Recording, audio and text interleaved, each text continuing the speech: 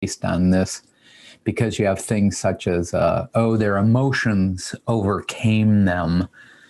And so this is probably going to start a revolution eventually in terms of how we think about law because of what we're learning about the brain.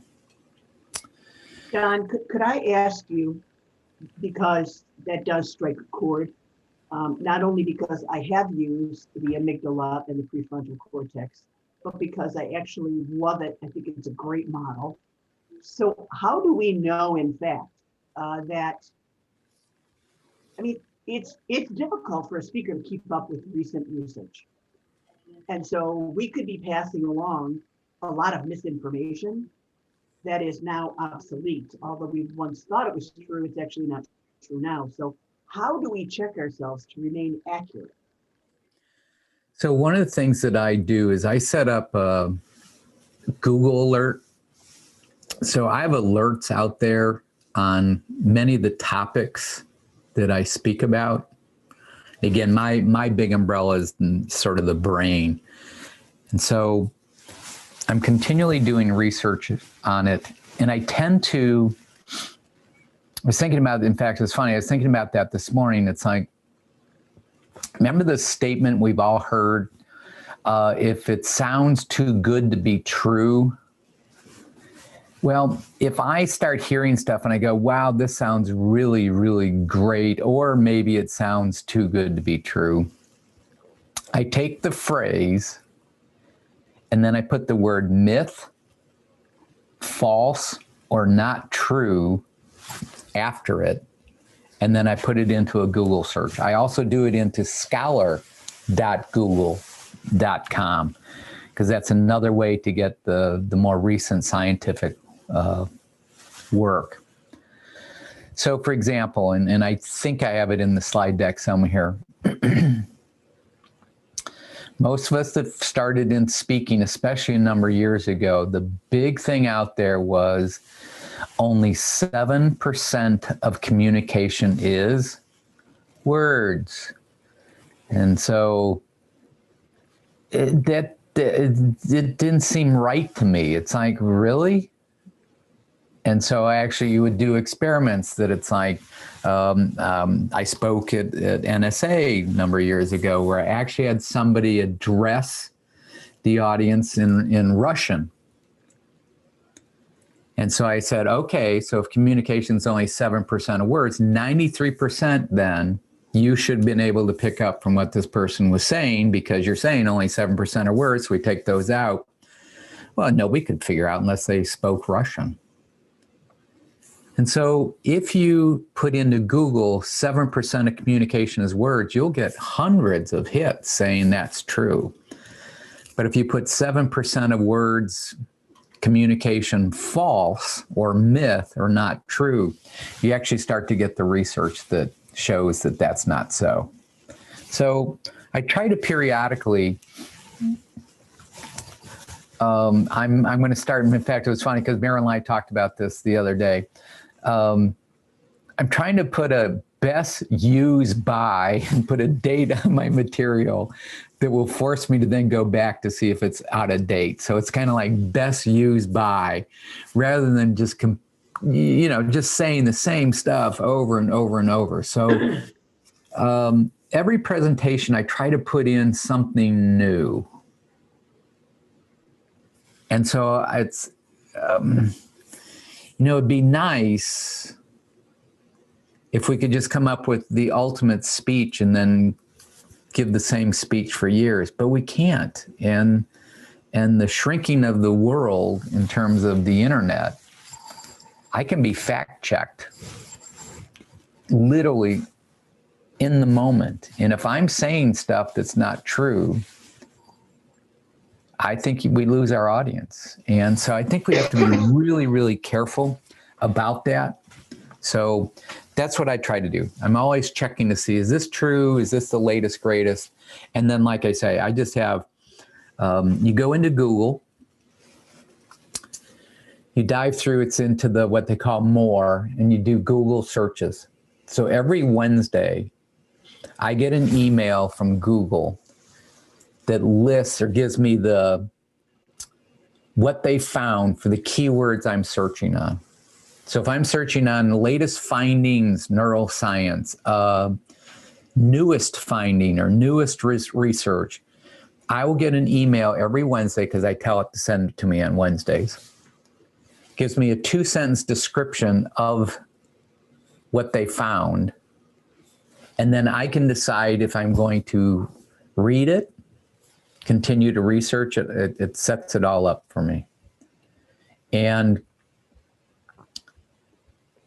then I put what's called Pocket, P-O-C-K-E-T. I put that on my laptop. And then I can save those articles to later on when I might want to read them.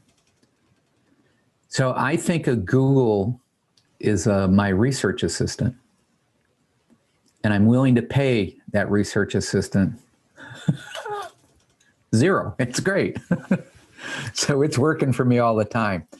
And now again, you're going to get some junk, but then I don't click on that link then, nor would I save it to Pocket.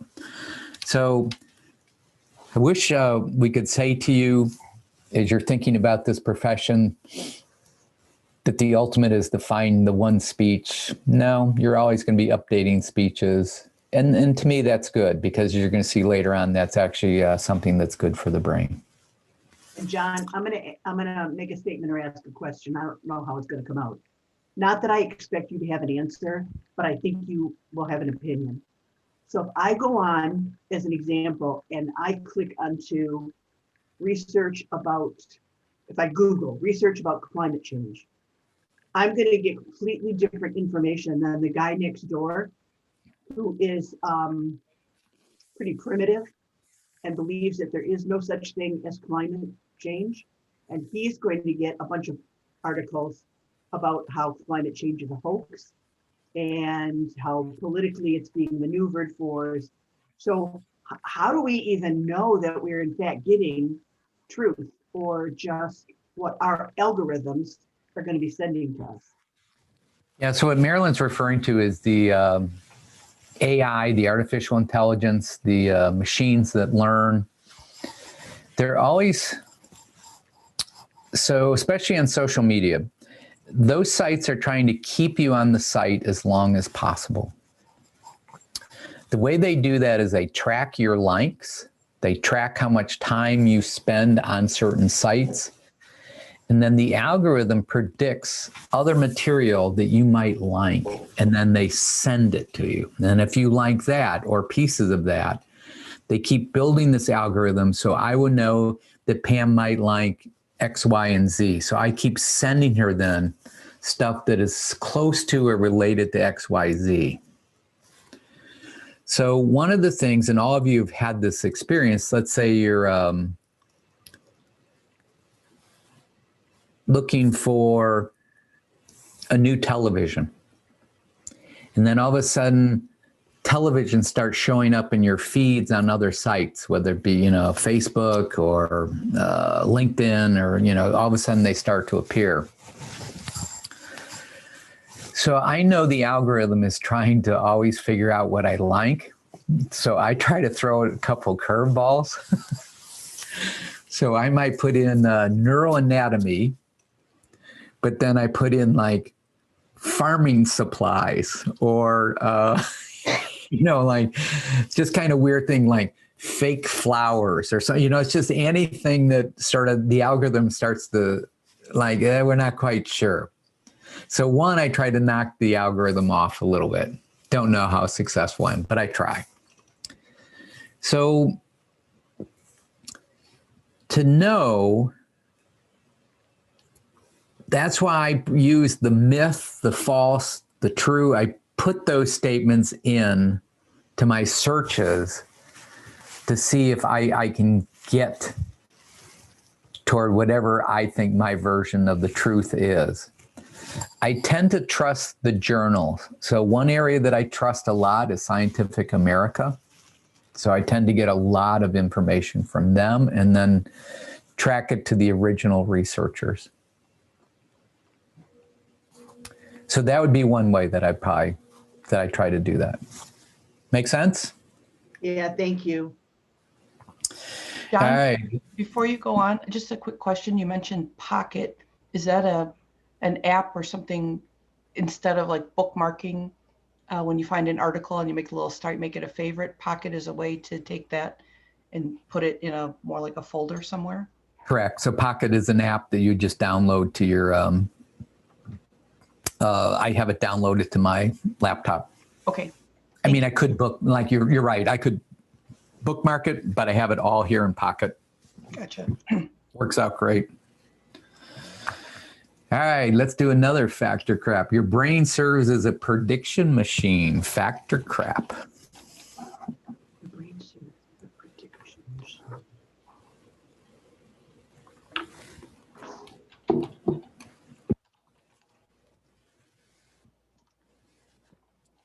It is fact. So what the brain does, it prepares your body for what it expects to happen. Again, little statements. People often say cortisol is a stress hormone. Actually, it's not. What cortisol does is it prepares the body so it can move. So it's basically the adrenal glands are being told, put glucose into the system because it knows you're going to have to move or expend some energy. So it's always predicting. So for example, when the alarm went off this morning, my brain said to my body, we're going to dump some cortisol because we got to get his sorry butt out of bed because he's got to get up on Saturday morning and get ready for this. So it was preparing my body for this expenditure of energy. And remember, it's eating a lot, and one of its goals is to save energy. So in order to prepare my body, it sort of dumps the cortisol out there. So it's always predicting what it thinks your body's going to need. Sometimes it's right, sometimes it's not. Since we have been sheltered now, coming up soon on a year, you probably couldn't design a more horrible environment for the body to try to survive through all this, because we're sitting a lot, we're on Zoom, we're probably not always eating correctly, we'll probably not be exercising, and we don't have this human contact anymore. All right, two biggest expenditures for the brain are movement and learning. Factor crap.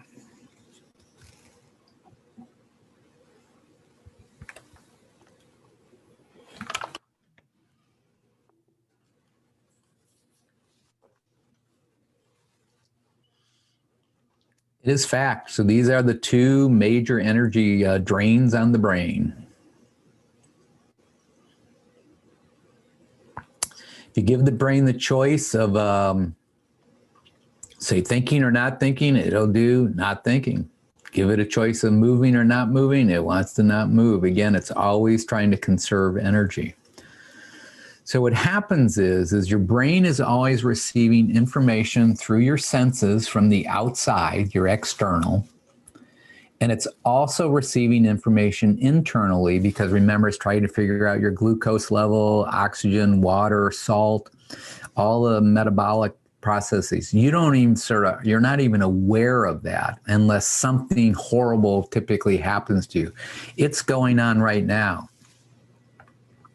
So I could say to you now, so Nancy, you're sitting in a chair. I'm believing all of a sudden you might start to feel the pressure on your back from the chair, if your feet are on the ground. So all of a sudden I can draw your attention to that, but you're not aware of it until either you or I maybe make you aware of it because it's just going on. Or Amy, it's like you're leaning forward a little bit, and now all of a sudden you can feel maybe a little stress in the lower part of your back. Again, if we start to draw attention to that, the brain, becomes aware of it. But also because of this, the way we receive information externally, we also can have a major impact on others. So if I send a text to Marilyn and said, hey, Marilyn, was just thinking about you, hope you're doing well, I have actually changed, I could probably change her brain chemistry because it kind of goes, wow, he was thinking about me. How nice, blah, blah, blah. And so because of that connection, again, we're coming externally. So one of your jobs as a speaker is then to make sure that, are you using all the senses of the audience, or as many as possible when you're presenting? You also, though, need to be tuned into the internal.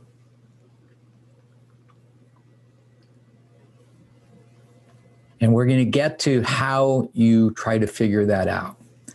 There's also another level that we would call the external.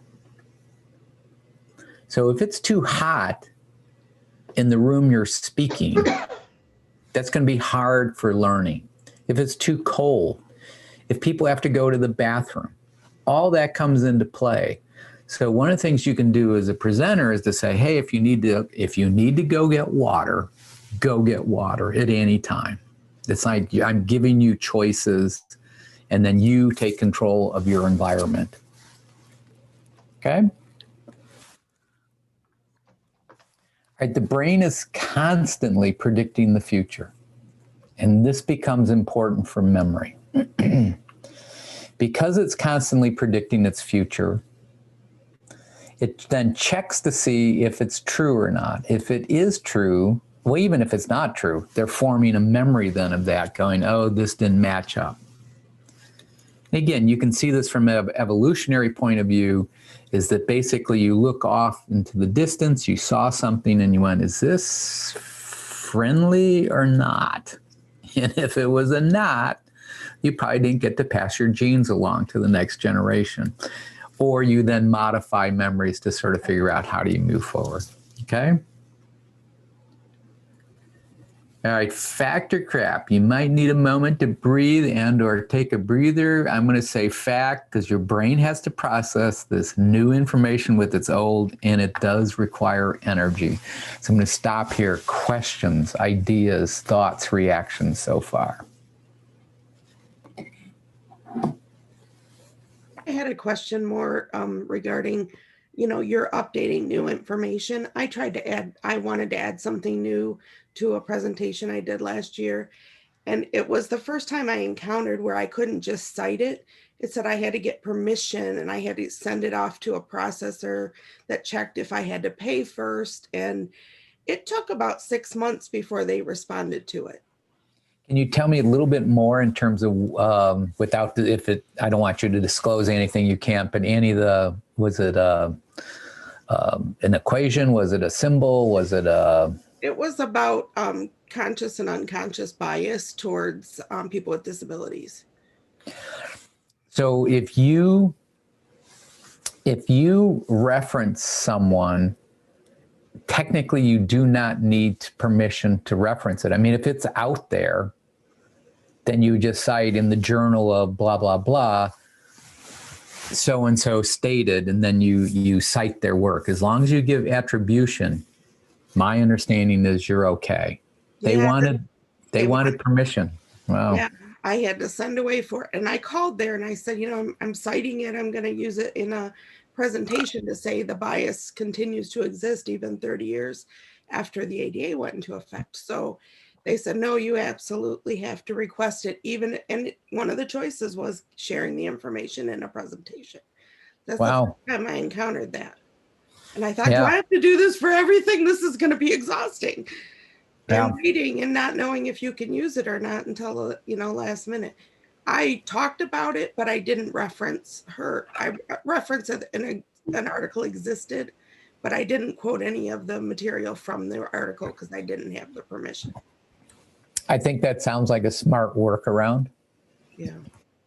But in the academic world, I can cite any study out there. I just have to put the person's name, parentheses, then date, and then I have in the reference. But I've never encountered a situation where I had to get permission from the author because it's out there already.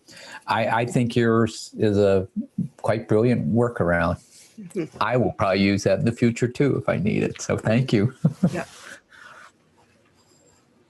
Bam. If you're going to speak to it later, just say so. What you said earlier about that we don't have the three brains and stop talking about the amygdala hijack. And yet what kind of strikes me is the other thing you just said here recently about the brain is constantly predicting the future. You know, was this friendly or not? So do those not kind of go toward that, or is there different verbiage or? Well, it's so the true statement would be the brain is always, it's constantly predicting the future. And it may or may not be fight or flight. So for example, if you meet someone, the brain then is searching its memories to say, I've met somebody similar to that person. I may like that person. My prediction is that this person will be similar. And then if they're not, then the brain has to take that information now, add it into memory for its next prediction or its next round. So it's not always fight or flight. I'm just saying from an evolutionary, that was a big one. It's like, is this friend or foe, or will this eat me, or can I eat it? Was probably a big distinction in terms of getting us to where we are now. So what's probably more damaging, and again in this environment, is that if we are stressed and we don't have then, so we would say the best thing for your nervous system is another human being. The worst thing for your nervous system is another human being. So, you know, so another person that is, you know, your brain's predicting that this person will give you that, and they do, and it's, you know, it's so positive, and it's not so positive when they're not. And so you hear a lot of this in terms of relationships. Why didn't you figure out what I needed? Probably a better question is, why don't you state what you need? Because your brain's predicting what it wants. Why don't you just help anybody around you figure those out? And why we, although our brains are predicting machines, we need to help other people. Okay, thank you. All right, factor crap. Your brain storage capacity is unlimited. Factor crap.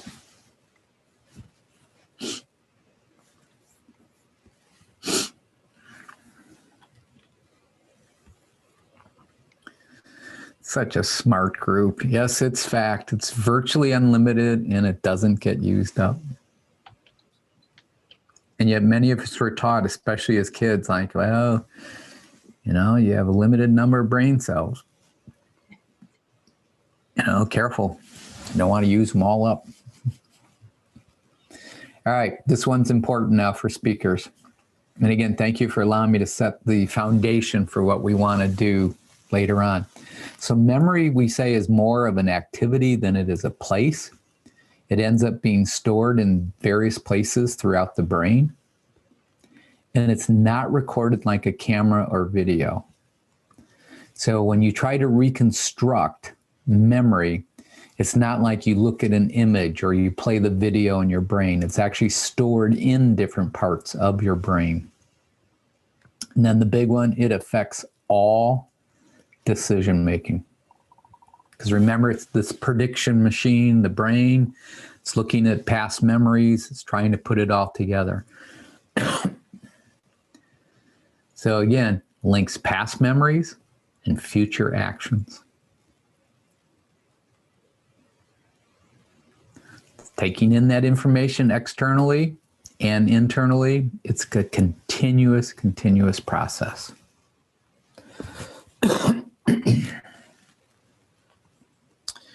All right, the next one we have to get out of the way, and since I'm the representing these gender, so men's brains are bigger than women's, but otherwise the same. Factor crap.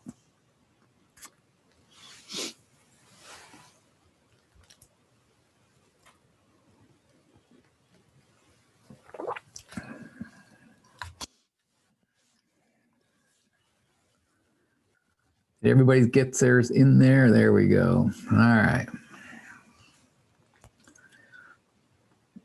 So we would say fact that men's brains are bigger than women's. In terms of being same, that would be crap, except for the pain receptor, stress management, social interaction, sexual drive, and more. But, you know, pretty much they're the same. Yeah, right. Okay. All right. You guys ready for your first brain principle? All right. Brains form memories in 3 ways. All right. So this is now going to start to take it into, yes, Amy. So is there any significance to the larger size? Or is it just men's bodies tend to be a little bigger than women's?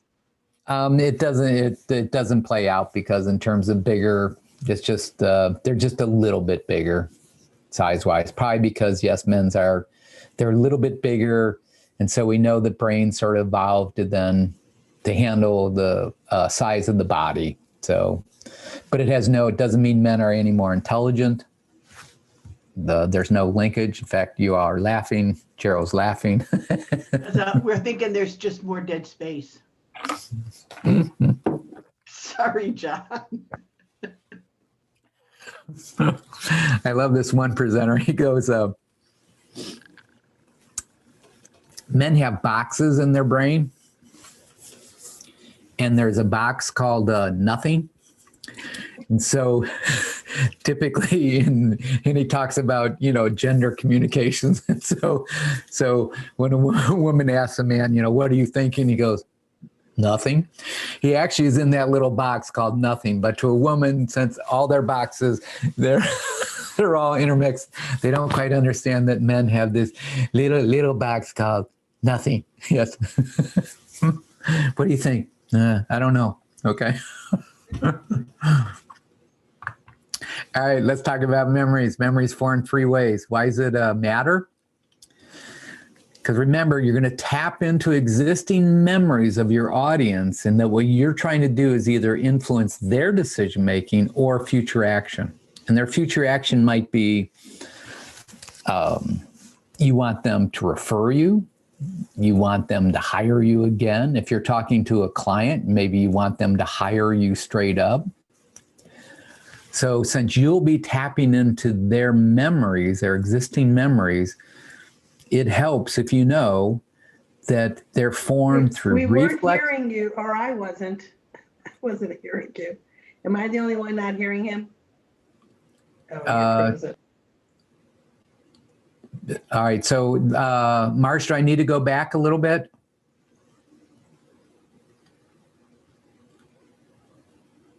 Can you hear me now, Marge?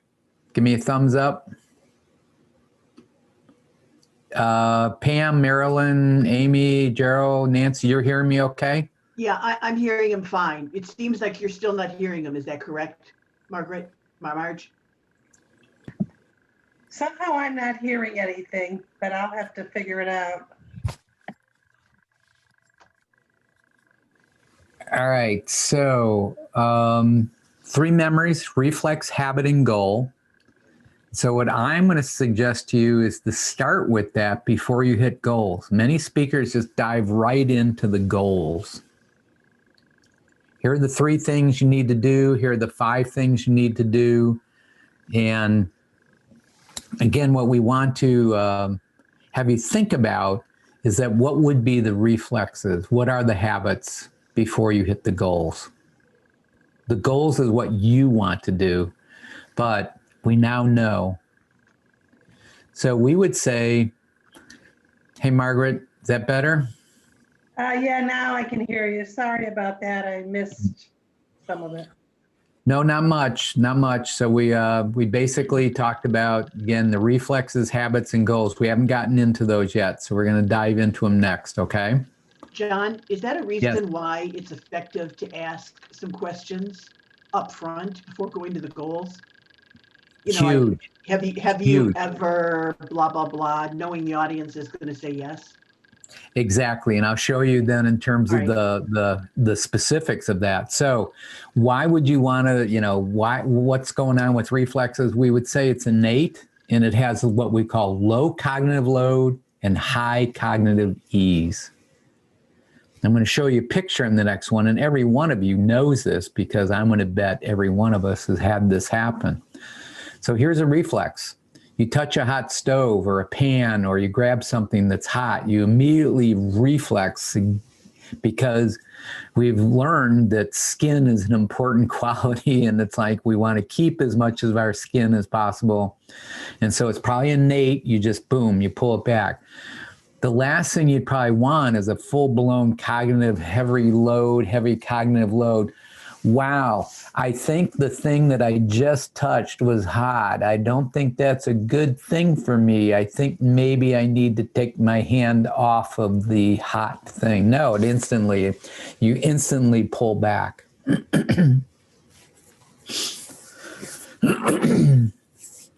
When we look at the research, these are some of the areas that we say are probably built in, kind of, again, this innate low cognitive load, high cognitive ease. So when you're presenting or when you're gathering information like Marilyn had just suggested, you probably want to research or ask them about some of these areas. You're probably not going to ask them about sex unless you're probably talking about that as a topic area. But we know from research aesthetics. And so for me, for this presentation, I'm going to talk about the aesthetics. I will mention sex because I promised that to you. And then we're going to do taste because that's something that's universal. Again, we say it's innate. But you also have this altruism, control, pain, smell. But there's other things that reflex. For example, by a show of hands, how many of you don't care for snakes?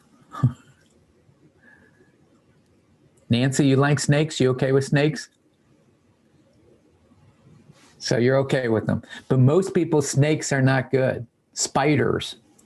So it's built in kind of the innate reflex system. So I'm continuing to research what neurobiologists,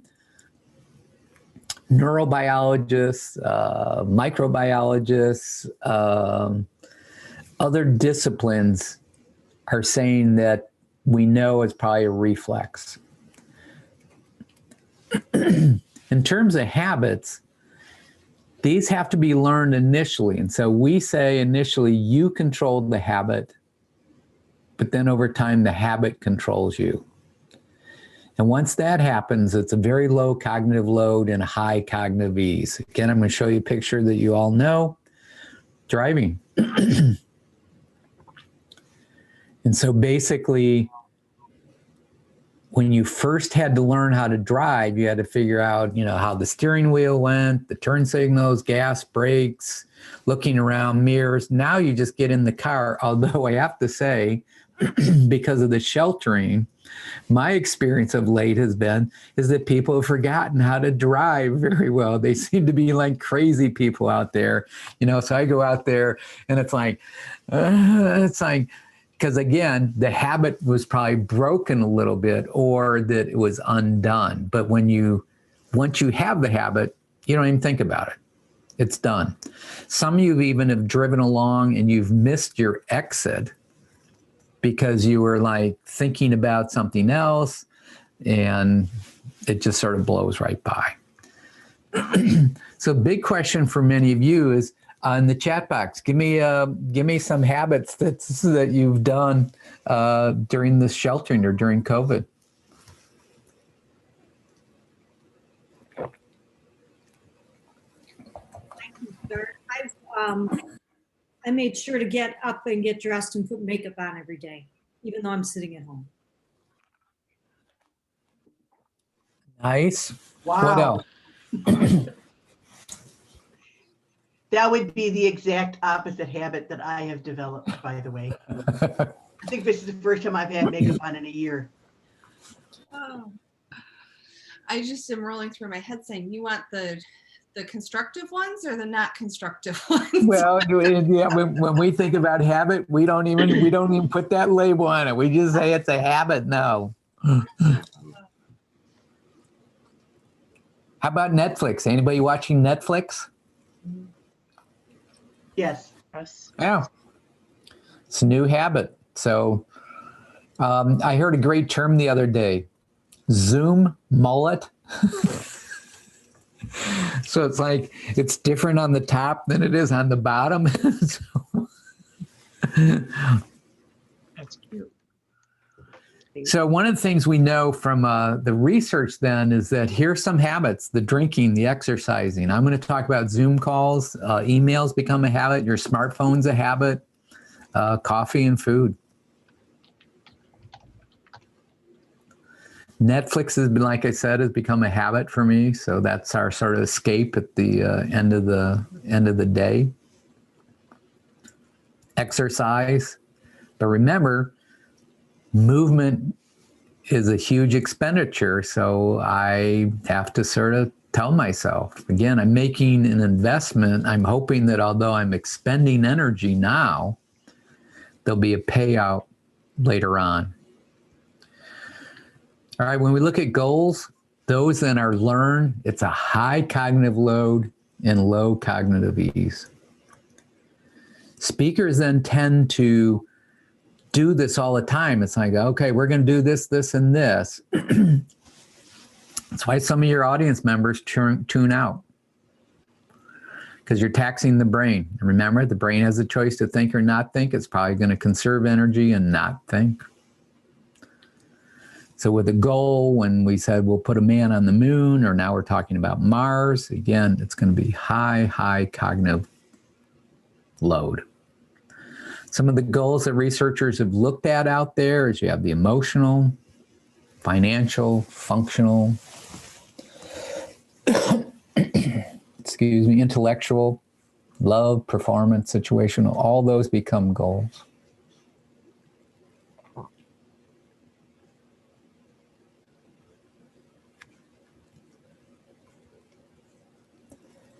And then they'll be valued in different ways, depending on your audience, depending on your group. If you have a mixed group, then maybe all of them might be present. All right, so let's bring it down to some ideas, examples, and thoughts. So the next one I'm going to give you is a reflex. It's part of the aesthetics. So for example, we would call it the aesthetics of equations. To be a reflex. E equals mc squared, probably one of the most famous equations out there. Energy equals mass times constant squared, and the constant is the speed of light. Some of you may be familiar with the next equation. H equals V plus S plus C. Dalai Lama commissioned a series of researchers and said, come up with an equation for happiness. So happiness is volition, that you can make a decision. S would be your set point. All of us have a set point. And then C is context. And the bottom one is one of my favorites. It's probably one of the best motivational equations out there. So 1% a day for 365 days adds up to, my math was 37.78. And yet if you did a 1% less every day for a year, it's only 0.02. So it's a simple way of expressing an idea or a thought or a concept. So my question to you is, have you ever thought about expressing your talk as an equation? So I'm actually going to have you do this, and then you can put in the chat. So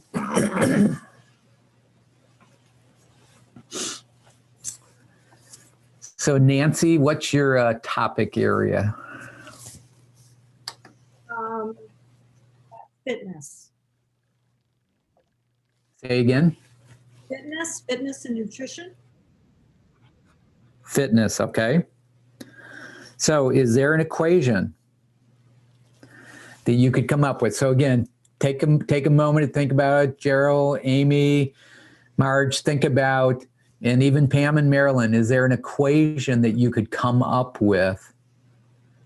So Nancy's might be FH, so fitness health equals, and then what would you put in there? Is it N for nutrition plus minus S for stress? So again, it forces you to come up with an aesthetic, because aesthetics, remember, are a reflex. People respond to it. And so I'm just using equations, if you will, as a possible example to create an aesthetic. Because obviously E equals MC squared is pretty cool.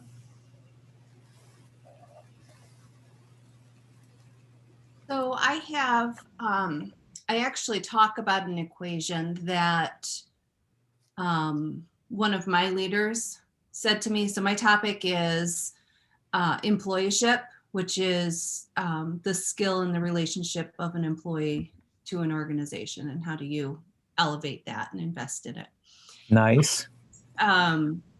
So I had a leader who, he used to say, you know, if the employee doesn't give more than the corporation puts into them, the equation doesn't work. Okay. Because the company becomes, you know, bankrupt, basically. If they put all their money into the employees, they've got no more money to invest in themselves and grow and thrive and run the business. And so I've talked about that, but I haven't ever put it down as an equation. So I think that will be my equation, and honing in on that. Nice. And I think if you can come up, and again, so even E equals MC squared, the MC are lowercase, E was capital, then obviously raised raised to the power of 2. So any way you can play around with those letters. So Amy's, yours might have a greater than symbol, or if X is greater than Y, you know, then something. Marge, you put in L equals V plus R plus A equals O. So now I would say... It shouldn't say equals O. It should say plus O, sorry. Oh, plus O. Yeah, I was going to say, otherwise, Yeah. looking at that equation, No. L has to equal O. I wonder how she's going to get VRAO. I typed All right, that wrong. So I speak on leadership in the broadest context. So V is vision plus relationship plus action plus outcome. Or something Nice. something Nice.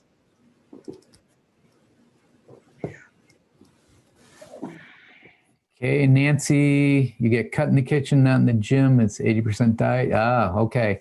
So again, I like that. So cut in the kitchen. So it made me stop. It made me think, which is good, because it's like, wait a minute, how do you get? Wait a minute, how's kitchen? Oh, okay, you get cut. Oh, you cut yourself, and then cut. The word being Muscular. yeah, in the gym, right? So, you know, you could play with C, you know, C equals, or, because again, you have cut being in kitchen and gym, you might play the equation out. And again, please understand, I'm not the expert in terms of what you speak on. It's just, you want to get an equation that's, people go, oh, I can remember that. So Marge's is like, okay, you know, it's like, so that's why people use acronyms. Acronyms you can think of as a form of an equation. My only caveat on that is that if you make the acronym too schmaltzy or too simple or too whatever, I think you lose your audience.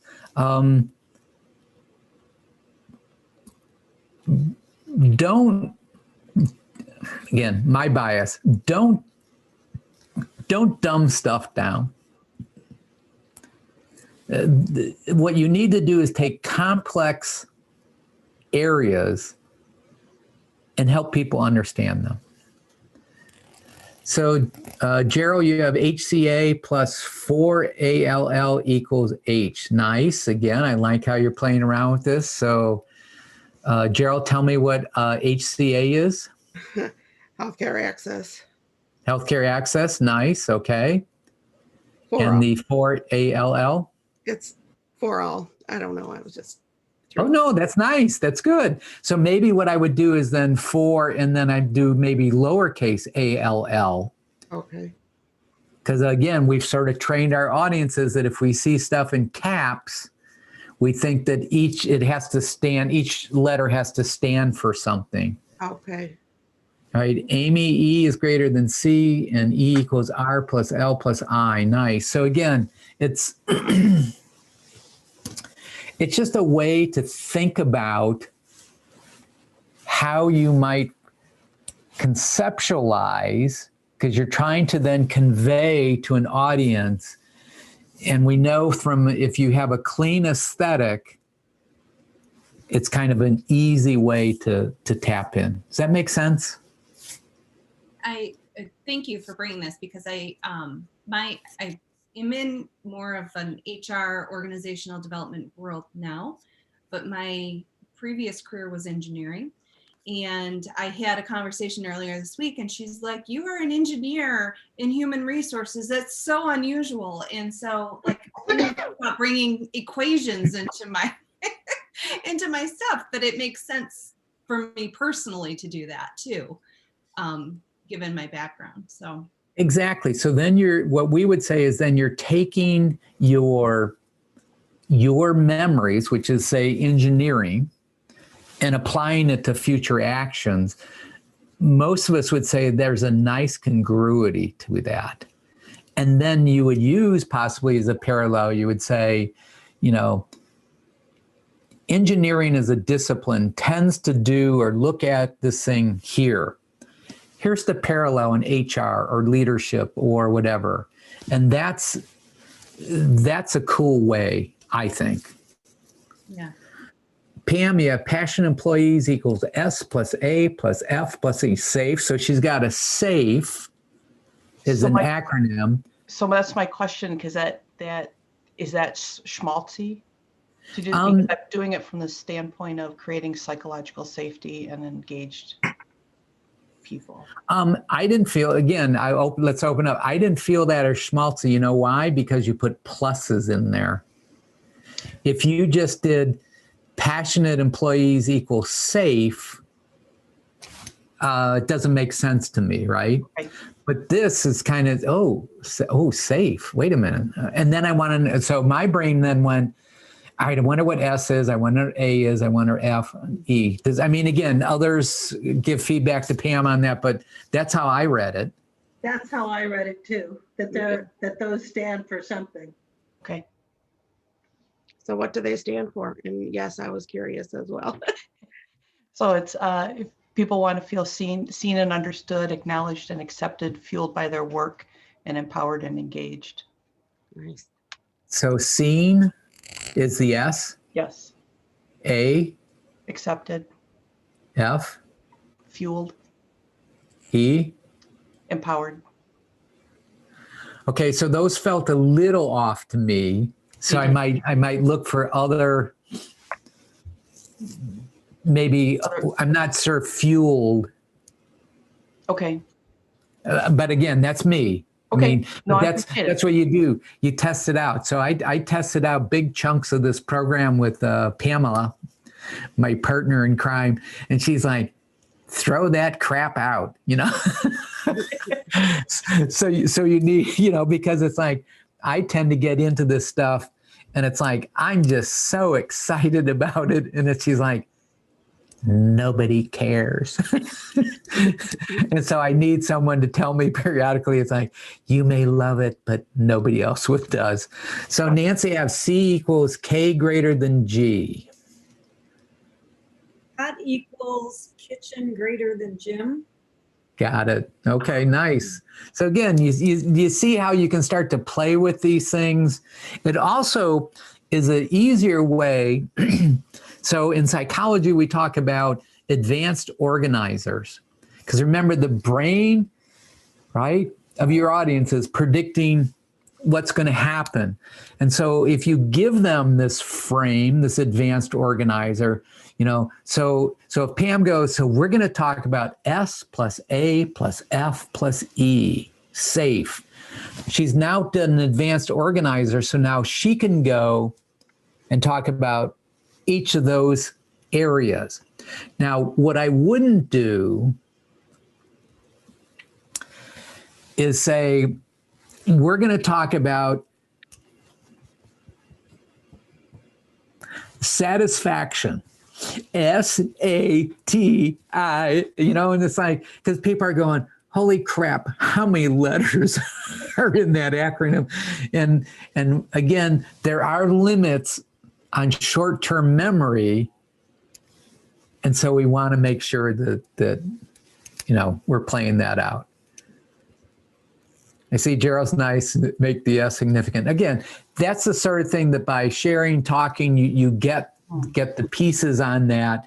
But I would say, so here's my, and again, this is, maybe you've heard it out there. It's called the magic number 7 plus or minus 2. So the early research looked at working memory. So I rarely go above 7 in anything. And I'm trying now to get it down smaller. All right, so this one I had to keep in there, okay? Although Pamela suggested, not this Pam, my Pamela suggested I take out some of these. I had to leave this in. Now, no reflection on speakers or experiences you've had with speakers. But this is called the aesthetic of numbers. It's called a narcissistic number.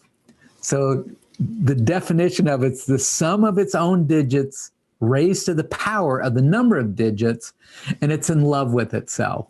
So 153 is a narcissistic number. So if there's 3 digits, 153, there's 3 digits, right? So 1 to the 3rd power, 5 to the 3rd power, plus 3 to the 3rd power equals 1, plus 25, plus 27, 153. It comes all the way around. It's in love with itself. So again, if you know, Amy, there's concepts in engineering that you could pull in, you know, in terms of the Venturi effect or something, you know, anything that you have. So those are ways. So I'm sure I was taught what a narcissistic number was many, many, many years ago. And it was only recently when I was researching for this talk that I saw it again. And I thought, is there a way to then do 153? And then you say it's a narcissistic number, and then you explain that. But then you might be explaining something like, here's the number 1 thing you need to know. Here are 5 elements and then 3 elements. Again, it's pushing the limits, 7 plus or minus 2. So this one, again, if we add them up, there's 9 elements. But if you have a whole day program, you know, you could say, I'm going to use this narcissistic number because today it's all about you. And that's okay. I don't know. I'm kind of riffing on this stuff. Fibonacci numbers. Prime numbers, like number 2 is the only even prime number out there. So I'm showing my bias. I like math. I like some of the physics, and I like that. So Gerald, what was your background before coming to the speaking? What education, experience, what's your background? Muted. Alrighty. I started sneezing, so I had to mute. I am a registered nurse who has a long rehab background in acute and long-term and short-term rehab. I have, okay, I'm also a case manager, so I work through problems with patients, and I know a lot of access problems with healthcare. So then from the RN perspective, you know, in terms of the, you know, there's a hierarchy, right? And the hierarchy often sucks. That was a medical term. And so it's like, can you tap into that? Yes, definitely do that. Nancy, how about you prior to coming to this craziness? Well, my degree is in journalism and video production, but I've been a personal trainer for 14 years. Nice. So again, it's like the power of the written word. Again, the classic, the who, what. Well, you were always taught what, who, what, when, where, why, type of thing. So it's the W's. It's like, how do you weave that in without people maybe knowing that at all? Marge, how about you, your background? Well, my background is psychiatric nursing, but I've been a hospital and nursing executive for more than 20 years. So I apply that to my leadership role. The psychiatric part or the nursing part? The psychiatric part. So again, I mean, you have that stuff. I mean, you could talk about, I mean, again, whether you do the Freudian, whether you do the Jungian, whether you do the new, I mean, all that starts to play in. So wild. So that's the sort of thing, again, maybe there's a number that you like. Again, think about it. I'm just sort of partial. I thought this narcissistic number. So when I interact with speakers, I think you have to have a little bit of narcissism in you, but not too much. But again, narcissistic numbers. Here's another one. Very simple. It's the aesthetic of what we call shapes or geometry. So I just took this little black triangle and I took this little black dot, which I created. I use Keynote for my presentations. I just went into Keynote. Again, hierarchy, proximity, balance. You could talk about unity. Again, simple, there's an aesthetic. And why do you think we use pictograms? Because it conveys information immediately. I mean, everybody knows if you did the nuclear warning, it's just there. It's sort of imprinted in our brain. If you want to see a really cool documentary, look at on the Olympics of how the designs, the Olympic designs. Think of that as a design. I mean, it's the 5 circles, and yet they realized that you'd have people coming from all over the world to these events. How would you move them around? Well, they came up with these pictograms. It's like skiing has its own, boxing has its own, track has its own.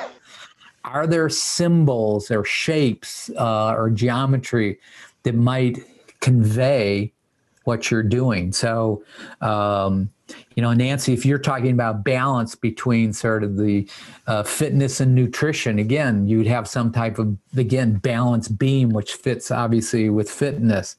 Amy, if you were to want to do the engineering, you could talk about the triangle being one of the strongest forces or resists, blah, blah, blah. I just made that up. I hope that's true from an engineering point of view. It's like, so what are the shapes that would do that? Margaret, you could talk about then the 3 different parts, maybe. Gerald, then you could bring in some of the, how do you manage case when there's chaos? So maybe you have symbols all over the place, and then on a click, you bring all the symbols together in some way. Again, riffing on this.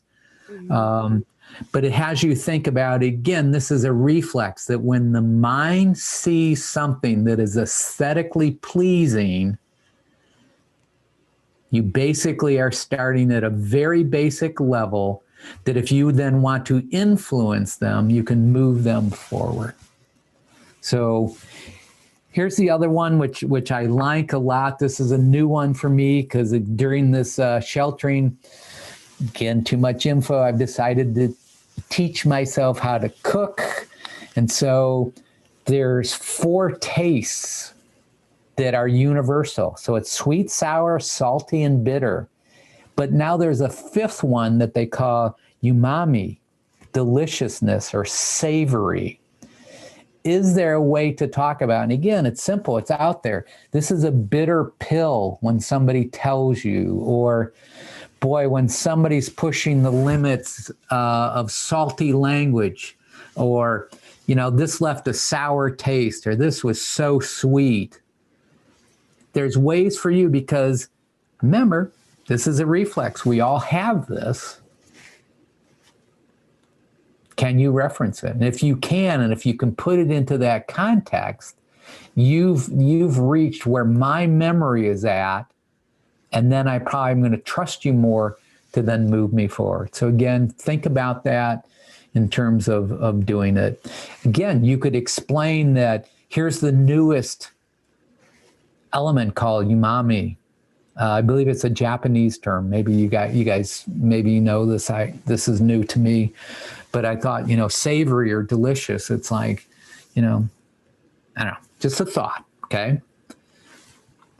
Next one is big for me, is I hope you're seeing, I'm trying to role model in this presentation, beauty. Again, beauty is part of the aesthetic. It's a reflex. So I'm really, really big on creating really well-designed slides that have a meaning and a reason. So this is important for me from an aesthetic point of view, that my slides are, again, my words, clean, crisp. The images explain words as much as possible, that they go together. Because I want to have low cognitive load and high cognitive ease. Now, a lot of people will say, well, isn't beauty in the mind of the beholder? Well, yeah, actually, but there's a fair amount of research that goes into it. And one of the researches is the ones I just showed you, when there's balance, when there's harmony. Those all become important. So we would say, so when you do your prep work, be thinking about, because Marilyn asked the question, link it to their reflexes, if you can. And that's that preliminary work that we're all asked to do when you do the initial prep work. I mean, beyond, what I would say is beyond the obvious. How many are going to be there? How long do I have to speak? What's the recent, problems in the organization? I would be also asking about, so what do they think about? And then I would look at some of the reflex items. And then you'd get information about that. So a question, what are their hot buttons, is probably a reflex question. What are things I shouldn't talk about? What are things that I might want to talk about? And that's even doing your research or asking to talk to a couple people. I had a fun experience, and I think, I hope they did also. So I was asked to open the Professional Speakers Association of India a couple of weeks ago. And so I started my homework, and then I asked if I could talk with somebody on their planning committee. We set it up again, that Zoom call where it was very different times for us. And so I asked what right now is going on in the country, because they would be coming from all over the country. They weren't coming to one place, they were all over. And he said, well, the recent cricket match between India and Australia. Like, okay, so I go and research it. So the way I opened the conference, because their theme was raising your game as a speaker. So I had the person that introduced me ask me the question, if you could only give one piece of advice to our members to raise their game, what would it be? So I did the, just one. I said, play like India, like they did in the recent cricket victory over Australia. And then could I get a thumbs up? Could I get an amen? And so they all, and I said, think about this. You're playing in a foreign country. You lost your captain. They were hurling racial slurs against your team. and you had to come together as a body in order to then move forward. Said it's the same thing here. Be a member of PSA India so that you can come together as a team to help one another move forward. It's the same thing why you're doing this. Become a member of NSA Michigan. Be part of a team to move forward so that Gerald can say to Pam, here's an S that might, work better, blah, blah, blah. Marilyn can call me up and go, John, you're so full of it. You need to change this up. It's a crazy business. So I've been talking, or I'm showing 23 minutes after the hour. It's been way past the amount of time that we should go to give you a break. Pam, Marilyn, 7-minute break, you think? What do you think? About 8. Okay, 8 minutes. So I'm going to show at 10:32. We will be back here and we are going to start diving in. So let me do a quick check before you do your break. Everybody doing okay? Faster, slower? Is this going along okay? All right. So at 10:32, we will start back in and I will see you in about 8 minutos. Okay.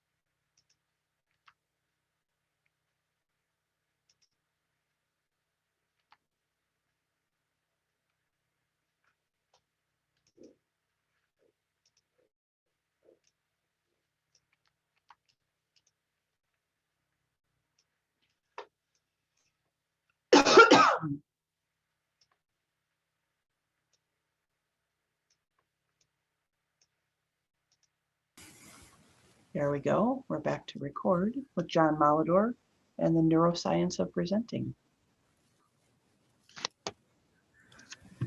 So thanks everybody. Let's dive back in. We're going to talk about a couple more ideas and examples. So now we're going to talk about habits. We talked about the reflexes. Now I want to talk briefly about the habits and how you can tap into those. So one of the habits that's become sort of second nature to all of us are Zoom calls. So this is what we would call actually a habit. So you might as well tap into what they already know or what's habitual. So again, we have chat box, we have breakout rooms. I'm sort of trying to seamlessly go between them, my slide deck and myself, hi, versus, and, so again, being able to do that, I think is something that becomes important. So how we do this, all right? So tap into what they do as a habit. So for example, smartphones. Almost everybody has a smartphone. That's become a habit. So what app do you have on your phone right now that you really love that you would share with one another? So tell me what's on your phone that you use as an app, or put it in the chat box.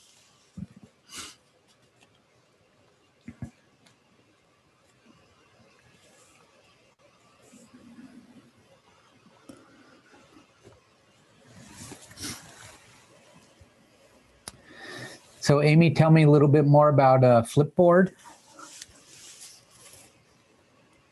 Sorry, I was snarfing down some oatmeal here. I was one bite away from like not getting caught. Okay, so let's go to Marge. Flipboard is my daily news fix. Like, we don't watch the news in the house because it's not appropriate for children, and so that's my my daily feed on what's going on in the world. But then it's also my source for my own information, and like I'll tap into stuff that's relevant to the topics I am speaking on or developing content on. Nice. So that's my Google search. Thanks. Marge, you had Fitbit. Tell us more about Fitbit. Fitbit tracks walking, your steps, your sleep, that type of thing. Nice. And so they actually did a body of research recently for the one thing you can do if you want to increase your exercise health. And it was owning a Fitbit or a similar device, because you have to keep looking at it to see if you have the certain number of steps. So it's kind of fascinating to watch. Nancy, MyFitnessPal, tell me a little bit about that. It's a place where my clients can log everything that they eat and all the exercise they do as a way to help them reach their goals. Nice. Gerald, you have online shopping apps? To a store to buy anything, and now I order and pick up curbside. It's never happened before, so I have shopping apps that I never had before. Yeah, nice. Pam, Marilyn, anything you guys doing recently with your apps? No, nothing with apps. Just buying from Amazon. So I'm in a course with an app that's required. We're required to go every day in the as part of the workshop, and so it's developing the habit and trying to get us to get away from just responding to pings on the phone and making it our daily habit to go into this app and record some different things. nice. So I'm convinced that if we trained all the Amazon drivers to give the vaccine, we could have the entire country vaccinated by Wednesday. And if you had Prime, it'd be Monday. So it'd be Yep. if you were to go to your phone and went to your photo gallery, pick a picture on there that kind of captures why you do what you do, or why you go to work, or why. So go look at your photo gallery and pull up a picture that captures why you do what you do.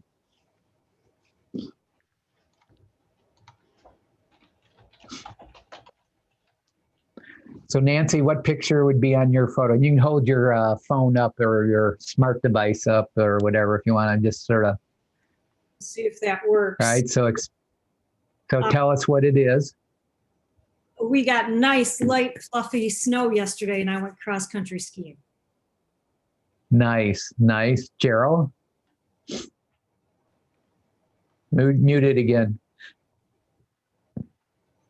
I can't grab the picture as quickly as I wanted to, but it'd be a picture of my boys, my family. Nice, nice. Marge? I'm still looking, but All right, Amy. I'll come back to you, Marge. Amy? Nice, and explain it to us. Muted.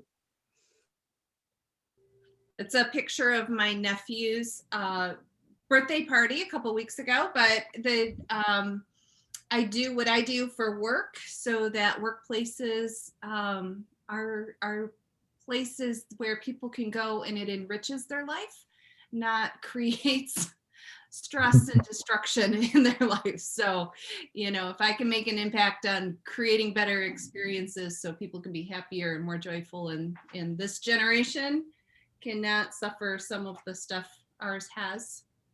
Nice. That's Pam? Oh, this is, so this is actually a cutout. Can you see? I don't know. Can you see there? Your background there. That one is. That's good. Yeah. So Right. this is a cutout of a therapy dog at the hospital. And I've been in caregiving mode for my mom for the last few weeks. And I do what I do because I have flexibility. I not only bring whatever I bring to my clients, but I can have some work-life balance and take time off to do what I need to do and take care of my mom. Nice. Marge, got one? yeah, I don't think you can see this, but Oh yeah. oh, you can.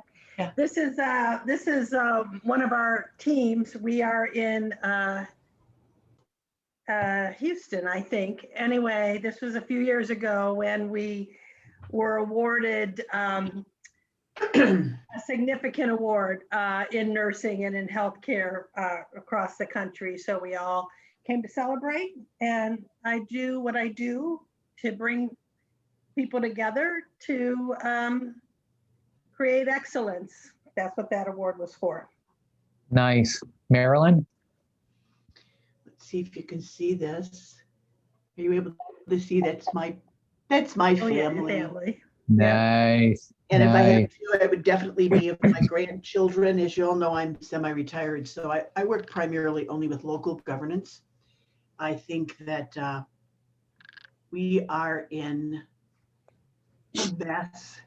And so if I can work with as many cities around Michigan that are incredibly dysfunctional and help them serve their citizens better, like Amy, maybe we'll have a little better culture for our children to be raised within and our grandchildren. Nice. But do you see where this is a habit? People are putting their images on their phones, and it's a habit. So you could then drive your audience at various points. If you need sort of whether it be a breakout or is a way for them to focus on, why do you want to be fit? Or why do you want to be healthy? Or why do you want diversity in the workplace? Or how do you bring psychiatric principles to bear? Again, you could tap into this existing habit. So always be looking for, again, what might be some of the habits that we do that we don't even think about it anymore. In fact, we know of instances, and I don't know if you've experienced this, it happens all the time.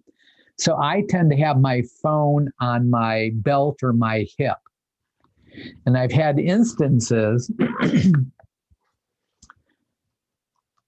where the phone, I tend to put mine more on vibrate than I do on sound, is that I feel vibration then on my hip, and my hand goes to the hip to get my phone, and the phone's not there. I call it phantom draw. It's like I go to draw and there's nothing there. Why? Because it's become a habit that then the slightest whatever signal that I might have picked up externally, the brain's preparing me for future action. It's like, oh, a phone call comes on, my hand goes down, but it may come up empty. So we know that these habits are become ingrained in terms of it. Your references also then have to be in that way. If you're speaking to younger audiences, they're now calling the newest generation, the one name I'm hearing is the thumb generation, because they can type much faster than we can as adults, and they do it with their thumbs. So that's the sort of way to tap into a possible habit. So another one is food. What are their likes? What are their dislikes? What are their customs? Again, food is a major habit. You want to be looking for a variety of different habits that they have. And can you tap into them during your presentation? Again, habits, it's a low cognitive load, high cognitive ease. And so again, our speaking tip, when doing your prep work, find out about their habits.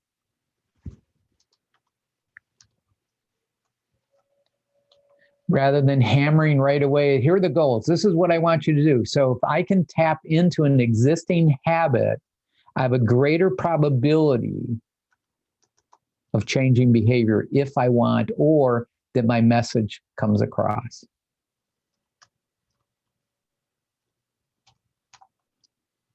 So before you go to Facebook today, I want you, and then again, link the two.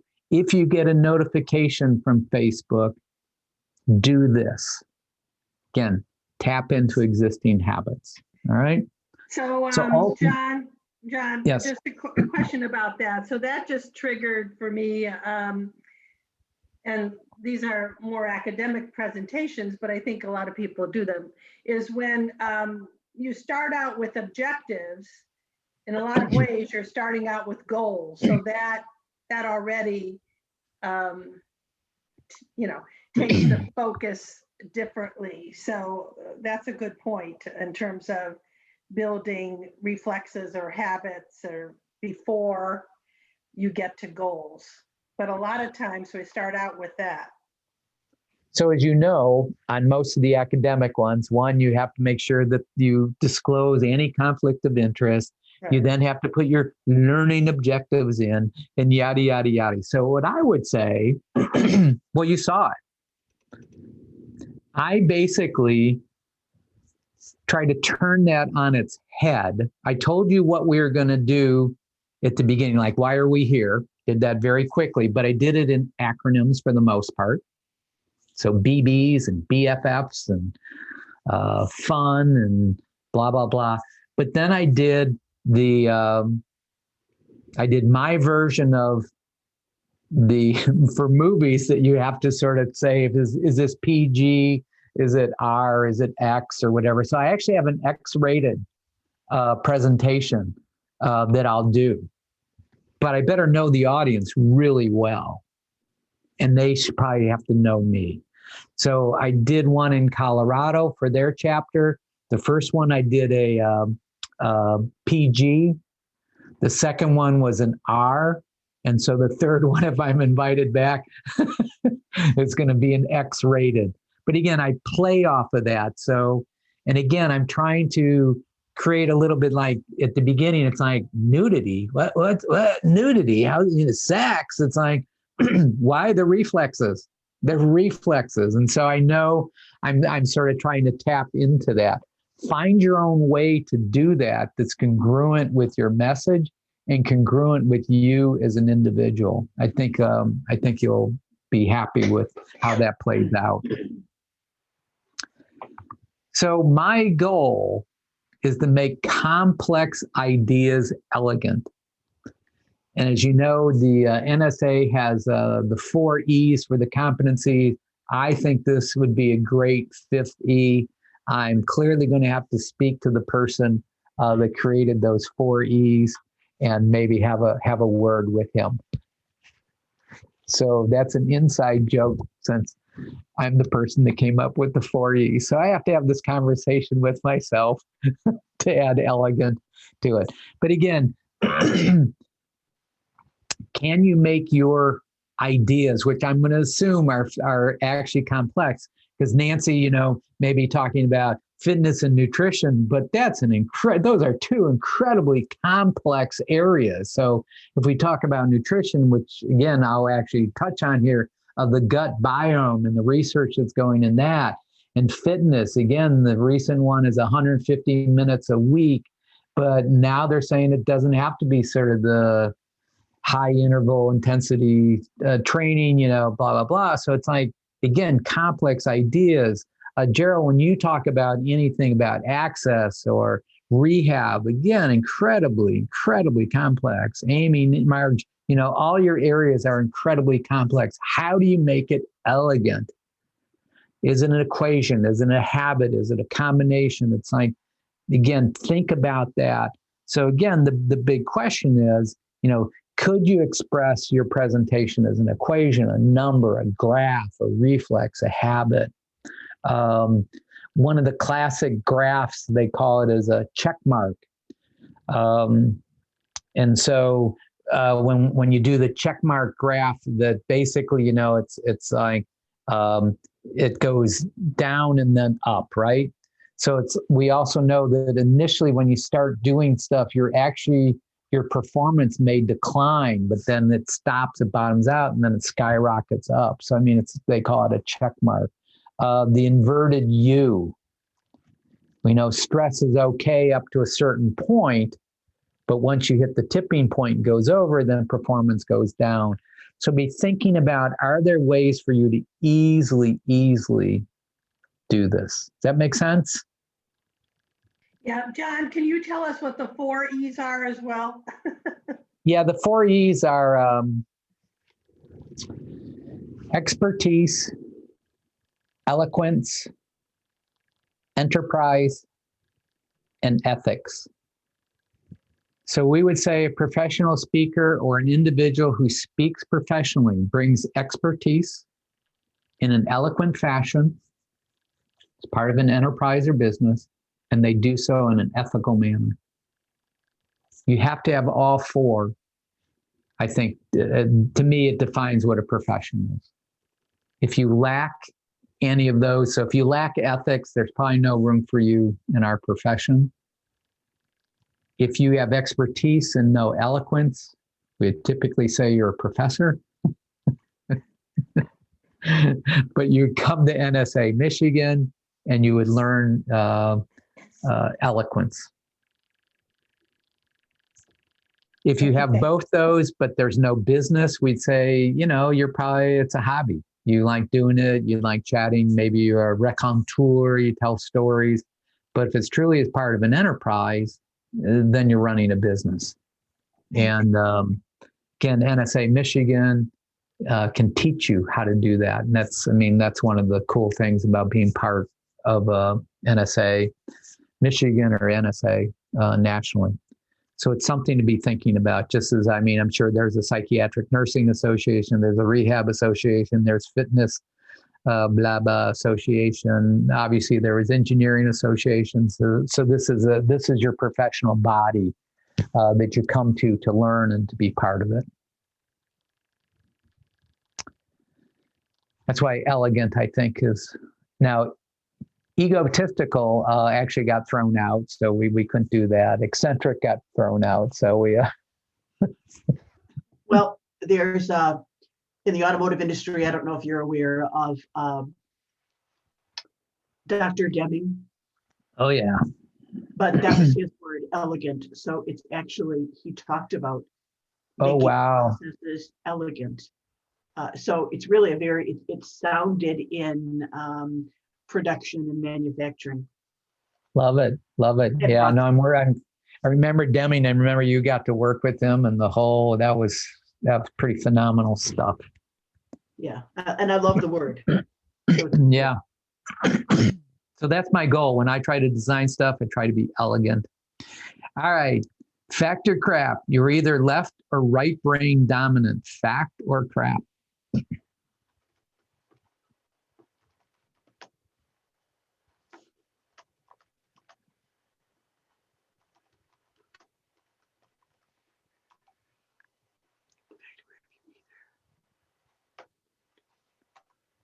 You guys are so smart. It is crap. It's neither. We would say you're whole brained.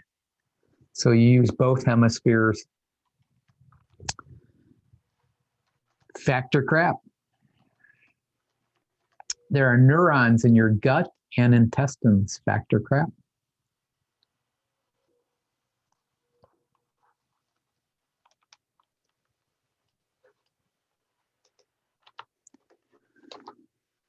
Guys are so smart. You don't need me. So it's fact. So we would say they contain over about 100,000 neurons, and some are calling this a second brain. I'm not. But we do know, again, as I referenced earlier, the gut biome or the microbiome, incredibly important. We also know that it does impact your brain, especially in terms of inflammation. Inflammation is a bad thing for your brain. And so this is pretty wild. All right, you guys ready for your next principle? Can I see a thumbs up or a wave or a smile or anything along those lines? All right, location matters. So this is what we're going to spend a fair chunk of our time on, and you're going to help me do it, and I'm going to help you, and we're going to help each other. All right, so why does it matter? So when we looked at eye tracking studies, basically what we found in these studies is that there's this need for consistency in movement, layout, fonts, and format. So remember, we've talked about cognitive ease and cognitive load. So what you want is cognitive ease here. So high cognitive ease, low cognitive load. Your eyes typically follow an F pattern when you're looking at slides or material. When you're reading, your eyes tend to do what's called a Z pattern. Unless you're like Marilyn and learned how to do speed reading at enormous in terms of then sort of chunking it straight through. So what happens is that for location, it's called contextual cueing. You can think of this as similar to advanced organizers. So I'm going to show you one that I think is incredibly important for you as speakers and as presenters. So if we had the slide projector screen, old style, laying around, and you were just going to demonstrate it or even project it against the wall, what we would have you do is you'd put your images on the left. And if you had text, you'd put it on the right-hand side of the slide. So basically then, the slide would look like this. So you can see that again, the image is the F part, the long up and down part of the F, and then the eye moves over and it sees the molecular structure of the brain. Okay? Now, if you're going to bring in text, we'd say bring in the text from the right-hand side if you want to bring it in. I'm moving away from that, but if I do, I bring it in from the right. The reason is because our alphabet is based upon the Greek alphabet and we read left to right. So if the text comes in, the brain is actually already processing it because it reads left to right. We would say don't bring it in from the left because this is what happens. You have to wait for the text to get there. Now, again, this is not a huge amount of time, but it's a tiny little tax on the brain. Again, you're making it work a little bit more than it's used to. So again, I would not bring in text from the left.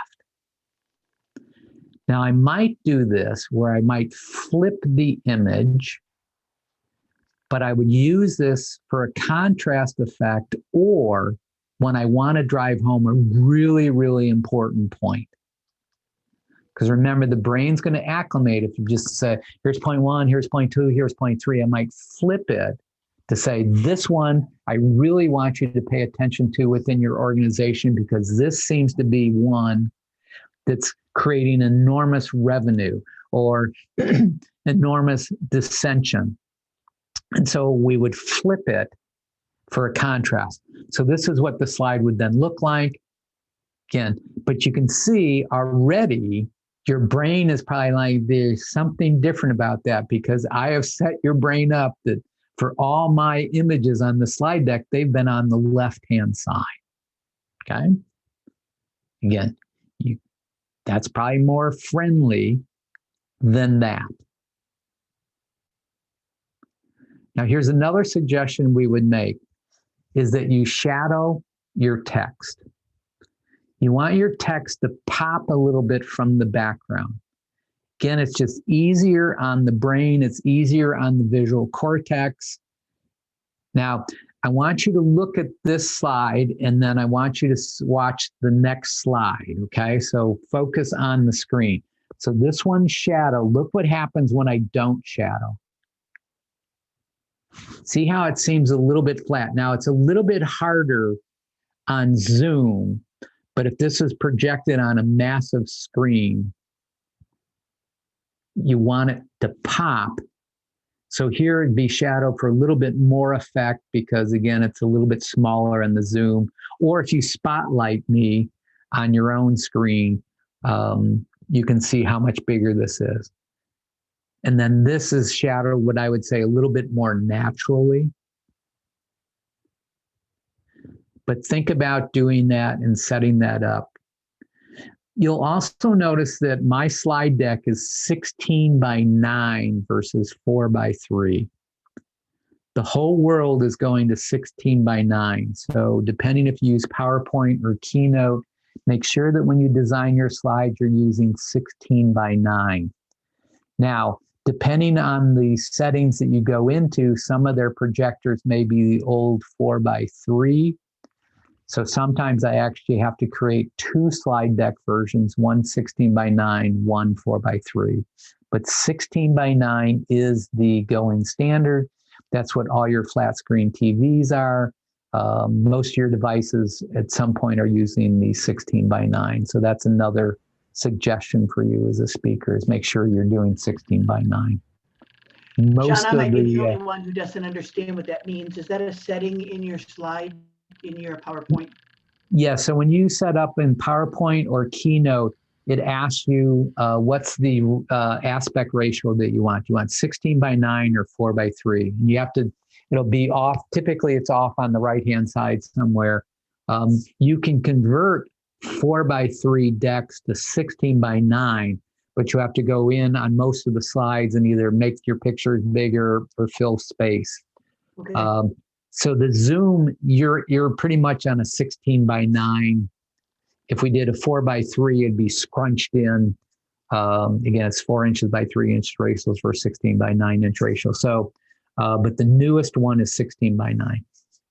As I won't say newest, it's becoming the default standard. But PowerPoint Keynote will not, unless you go in and say, I want you to design 16 by 9. So all mine now are 16 by 9. All right. Some of you are like, wait, what about Zoom? Don't worry, I got you covered here. Now, I have to issue a warning. This may hurt your brain a little bit. So bear with me. So when you're on Zoom, you want to be in the left side of the frame as much as possible, because remember the F pattern, again, it's kind of looking for this. Now, here's where it gets hard on your brain. For most of you, you're mirrored in Zoom. So if you're mirrored, you will move to your right, and then you'll appear to others in the left of the frame. So Pam, if you'd be willing, I think you're in a chair that moves. If you move to your right, see how she moves into the left of the frame. But when she's looking at the image on her, if it's mirrored, she's on the right-hand side of her frame and it doesn't feel right. So that's why it's kind of hurting to your brain. But if you move to your right, so everybody, she's on the left of the frame. Yes, give me a thumbs up so Pam knows she's in the left of the frame. So we can see you. Nancy, I would nudge you a little bit to your right if you can. Nope, you move to your left. Move to, yeah, see, that's the mirroring part. You got to sort of tell your brain, move to my right to be in the left. Gerald, I don't know if you can move a little to your right if you can, or you move your monitor a little bit. Okay. And then that sets it up. Now, Margaret, yours is kind of like your frame. Are you on a smart device? Or are you on a No, laptop? I'm on a laptop. Okay. So for some reason, yours is a 4x3 versus a 16x9. Do you see how her Zoom box is a little bit scrunched in, where everybody else you bleed all the way over? So you might want to go into your Zoom settings and see if it's a 6. You want to do the 16x9.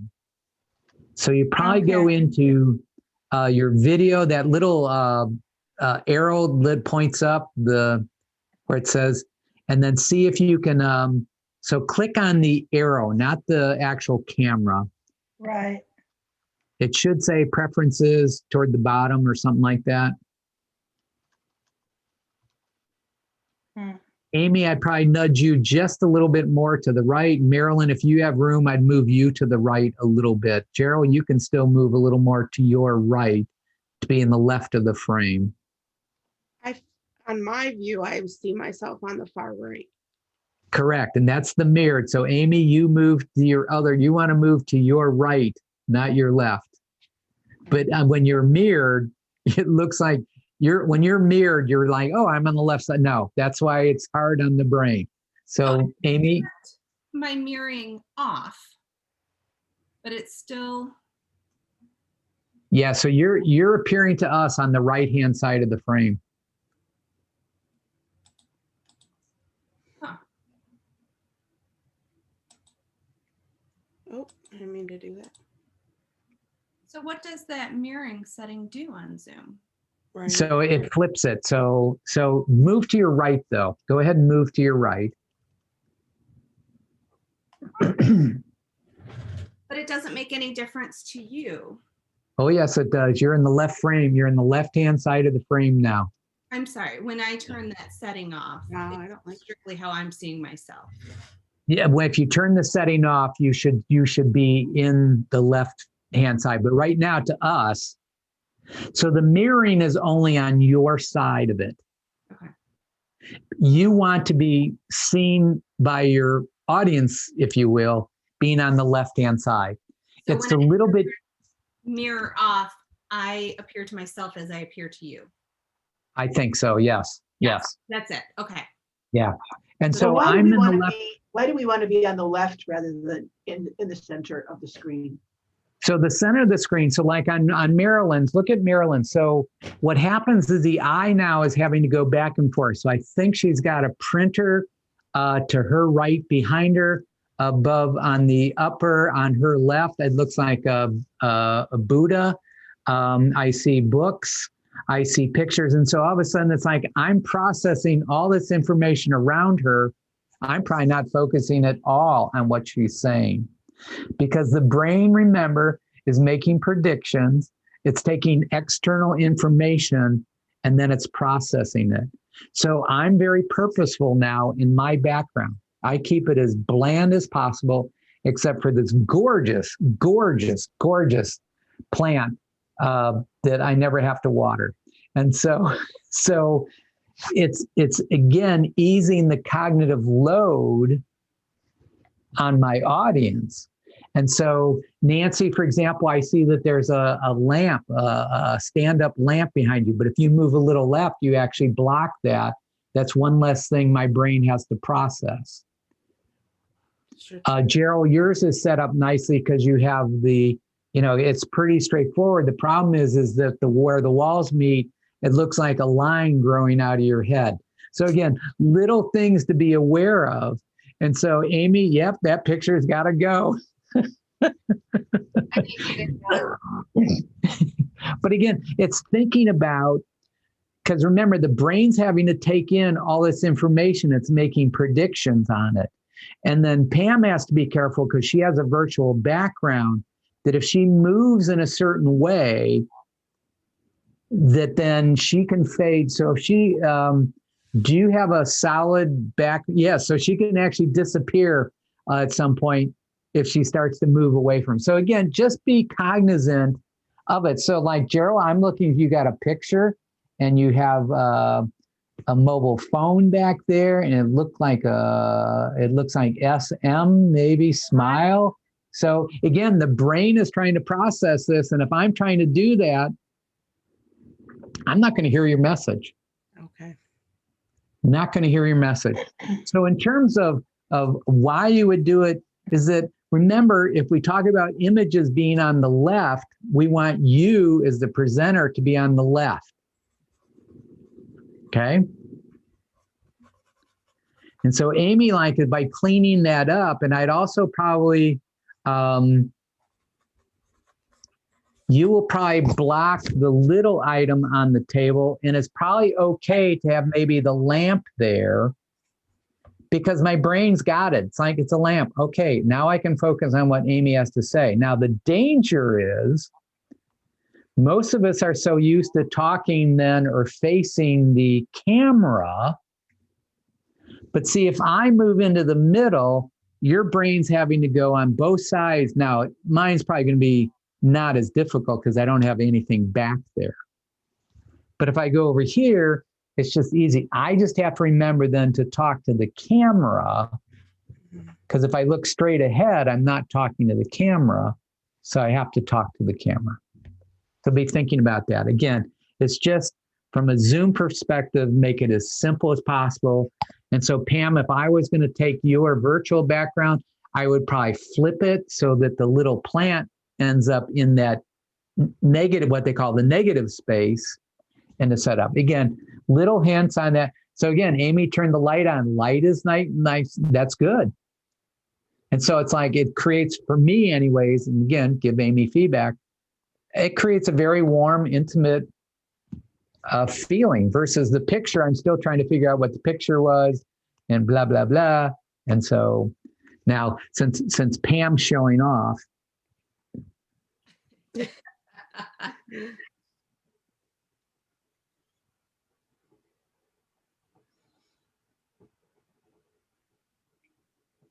Pam, you're on mute. so if I wanted to, and then I talk about the brain, I could do this if I wanted as a virtual background. The cleaner your background is, and you're not using a green screen, the easier it is to then have one of these virtual backgrounds. But I'm trying to be very purposeful, so I will change out what I have as my background in terms of just the flower back there. So I like this one because I knew I was going to be talking on the brain, and I like these little things that come out of the plant because it reminded me of kind of neural networks, and that was my own weirdness of doing it. But do you see, like, I like Amy's background now because it's clean, and I like the light. And Gerald, yours is really close, and then Nancy, you probably want to be thinking about, can you put a screen up behind you, or you could put like a Soji screen or something on that. So, all right, makes sense? I think from a psychological point of view, maybe it makes sense, but I found everything much more interesting when there was like a picture on the wall. Right. Yeah, and so I think because of the sheltering, for most of us, we want to know, we're curious. It's like, what books are they reading, or why is that in their office? And so from that regard, it is, but if they're presenting, you're not processing what they're saying. You're like, is that a trophy? Is that, what is that? And so, yeah, so those are probably two competing needs. Because again, the brain, if I don't have to pay attention and I can just sort of look around, it's much easier in terms of the cognitive load. All right, so here's another speaking tip for you. Use fewer words on your slides. So Amy, I'm going to have you read this slide to the group, the next slide, if you would, please, to try to prove this point. You ready, Amy? Yes. Amazing that most people can read whatever is on the slide. Thus, Mhm. fewer words needed on slides. All right. So the psychology behind this, and many of you have probably seen a version of this, as long as the first letter and the second letter are correct, the brain will decode what the word is. Now, what was fascinating, so thank you for illustrating this point, she read on the slide. Actually, there is no the there. The brain will put in thes, a's, ands. So why put them on your slide if your audience's brain will put them in? So I'm playing around more and more with, can I actually eliminate verbs? So I'm playing around with this. Could I put phrases on rather than verbs? Or could I put, so I'm going to play with, can I do verbs, but fewer words? And most of us have done the proverbial or seen the proverbial death by bullet point where they put everything on the slide. You're overwhelming the brain, and then you're probably blowing out their rods and cones, and you're fatiguing the eye. You fatigue the eye. Remember, that was a high fidelity input. You're not making it very user friendly for the brain. Okay, makes sense. All right. So what do you think so far? So give me a couple ideas. What are you thinking so far in the chat box? Go ahead and put something in there, what you've seen, what you've heard. Does any of this make sense? John, I have a question. All of it makes sense. So, and I finally figured out how to make this thing bigger. But anyway, Okay, so let me use that if you will. Do you see how now Margaret is 16:9? She actually had clicked 4. It defaulted to 4:3. But do you see how she fills the full frame versus 4:3? She actually had black bars on either side. Pardon me. Go ahead. yeah, and the way I did that, because it didn't say 9:16 or anything, but I finally figured out it did say HD. So when I click on an HD somewhere in the video, that's what happened. But anyway, my question is, a lot of times right now, and actually I'm usually presenting to students or whatever. But anyway, a lot of times what we're doing is we're sharing the slides. So I never saw actually what you're doing, which is the slide within the box and in the gallery view. But usually we're sharing the slide, and then you might see the speaker in the corner if you do that. What do you think about that? So I've gone to a system where I want to fade in and out. So I've actually bought a switcher. And so I just push a button. So if I hit this button over here, my slides come up. I can delay the amount of time. So let's see if I do a,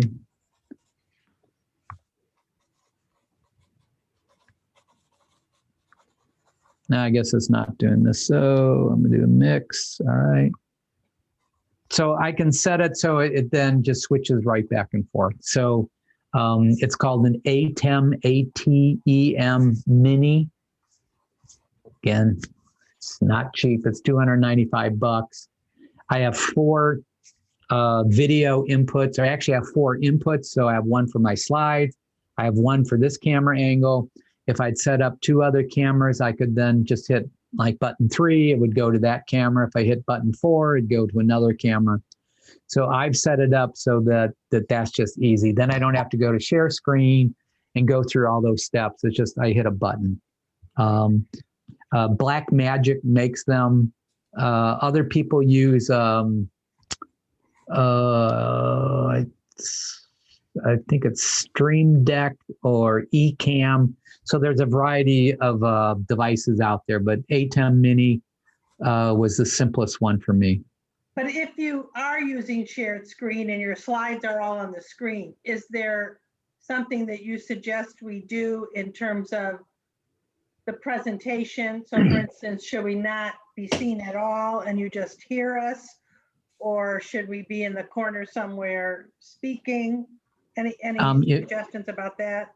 Yeah, if I were doing it and I had my slide deck up, I would then make sure I'm on the left side of the screen. Again, that's where the images would be. I would put myself in the middle on the left-hand side of the screen. And then I would go back and forth. So again, I know that for 3+ hours, I want to have some variety. So I keep coming on and off. If I was doing an hour lecture, I'd probably do the same thing. I'd be coming on and off. I then build into my presentation then times for interaction, again, in the chat box, or I just sit here and talk with you. No research that I know of that shows one or the other. All right, so let's dive into this. So One other, yes, Amy. are you, maybe you said this and I missed it because I was thinking about your little device. Are you doing something so because for me, you've appeared right in the middle the whole time. Are you doing something on where you appear in the gallery view? Or is No, that's just just the way it's happening? Yeah, just the way it randomly happened on that. Yeah. So if you go to the upper right-hand corner of if you go to where I am in the upper right-hand corner, and there's those 3 dots, and it says, so I could spot, because Pam has made me a co-host, I could spotlight myself. So now I'm big and you're all on the top row. Yeah. You can individually spotlight the presenter when you go up to where it says view. You could say speaker or gallery. I have purposely, for me, on my end, I have it in gallery view.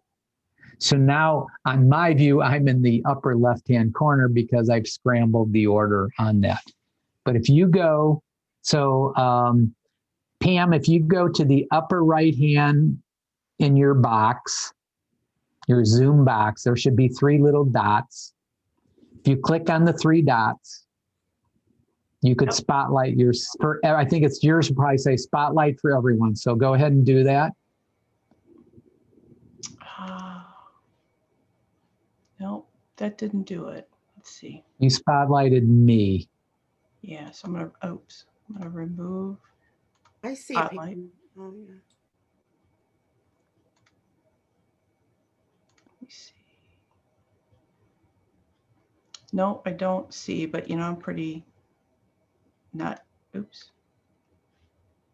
So the reason So let me, is because it was just, and it'd be nice if you could do it on purpose, because as you were talking, you were right in the middle of my screen, and on gallery view, everybody else was around, and I was like, this is so nice from a facilitation standpoint that, you're not like over, at the speaker over here, and it just was it was just nice. So. Yeah. Yeah, Mine so I think that was. like that. Oh, I'm sorry. I Go said ahead. mine started like that in the middle, and then it went other places. Yeah. So it's not there anymore in the middle. Yeah, so we see I moved around, but again, you, I believe, can go and click on my little box in the upper right-hand corner, and then you can spotlight me. Then I will become big in the frame. So you might say to your audiences, if you'd like to have me big, go spotlight me. Well, and I was able to pick on your tile and move you back into the center. Oh, that's good to know. Okay. So you could even request that if you're doing, because I'm going to be doing small group things. And I was thinking about, it would be nice to just say, hey. Put me in the middle of the zoo. Okay, yeah. Let's huddle up then. Nice. That's good. Thanks. That's great. That's great to know. All right, so here's what we're going to do. You were asked to, see now, there we go. So Pam, you are spotlighted for me. Okay. And I just found the button for that. So I'm sorry. I know you were ready to keep going, but I found it. So I clicked it. No, that's good. So this is where, again, you can play around with learning kind of the Zoom and sharing. So like I didn't know. So thanks, Amy. I didn't know that you could actually move a person into a certain position. That's kind of cool to know. So thank you for that. All right. So what it doesn't do though is now it's taken away my box option. So, up in the top right where the 3 buttons were. So if I wanted to undo this. Okay. So what you do is now you go to the big box, and you see where it says view. Yeah, in my view, I have speaker view or gallery Oh, view. Those are Okay, the yeah, two I'm I sorry, have. yeah. Yeah, go to view Okay, and then click on gallery. okay. Oh, okay. And then you should go, so go ahead and go on click, because then you have to unspotlight. So I'm actually going to, there you go. There we So go. I'm going to remove your spotlight. Okay. So if I go to gallery, I go here. I think I undid it. Yeah, so you're now back. So you're back in the view. Okay, thank you for that. So here's what we're going to do. We need a volunteer. So thank you, Nancy, for volunteering. So would you pull up your slide deck and don't play it. So just let me just sort of see your slide deck. And then Pam, I'm going to make sure you allow her to share her screen. So she'll probably. I don't have a slide deck. I don't have any slides or PowerPoints. Okay. Do you want me who to does? throw mine up for a bad example? You know they're going to be good, but we'll No, take they're not. we'll Okay, we'll here's take. All right. mine. So let's see Marilyn's, and then so share your screen, and then open up your slide deck, share your screen, and then click on your slide deck. Okay, I don't have a share screen, so I must not be a host. All right, just a minute. Should at She's the going to very make you a host. Say again, Amy. You should at the bottom of your screen, Marilyn, because I have one. I'm Oh, looking. Yeah. it's disabled. Sorry. So if I click the thing that says multiple participants can share simultaneously, No, that's not it? Okay. no. You have So to give Marilyn, you don't have a permission to Gerald. share screen. Gerald, do you have a slide deck up? It's disabled by the host for screen sharing. So the host Okay, has so screen share. so you need to allow her to screen share. Oh, okay, here, who can share? All participants. Yes, Let's see all if that does it. participants. Yes. So I think that should do it. Marilyn, can you share now? No, So you don't have a little green box on the bottom, very I bottom? do not. I do not have a Okay. little green box on the bottom. No. All right, Gerald, you willing to sort of dive into this a little bit? So Yeah. open up your slide deck, then you hit. Wait a minute. Now I do. Okay, you got it. Okay. Can you see All that? right. Yeah. Okay, so go to your first slide if you would, Gerald.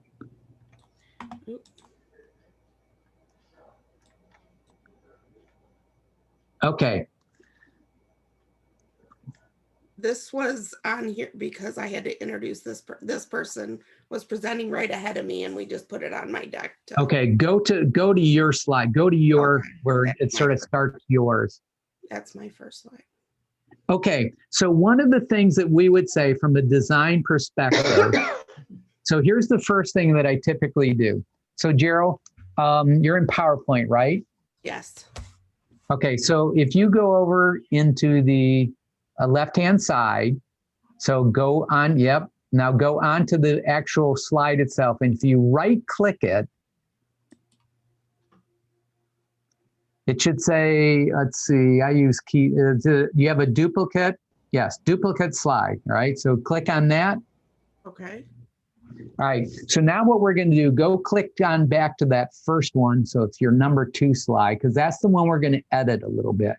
Okay. All right, so do you see how centered the image is? So what happens is if we look at following the F pattern, it doesn't work. Do you see how it's like, it doesn't work.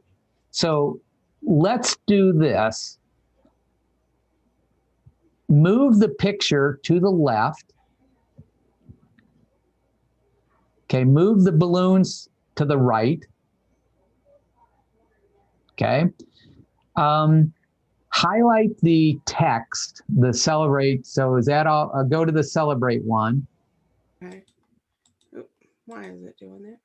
You have to go just a little bit higher because of the box. So maybe it's, okay, so unclick that though, okay? Okay.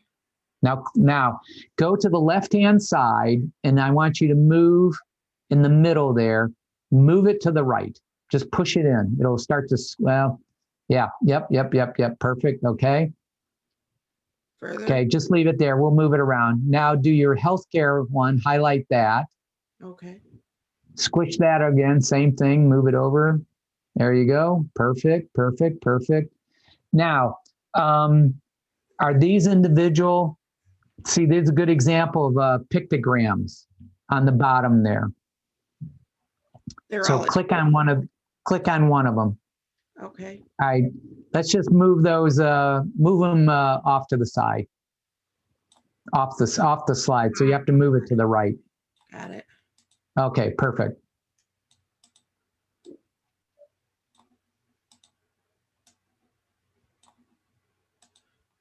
I got a little carried away, didn't I?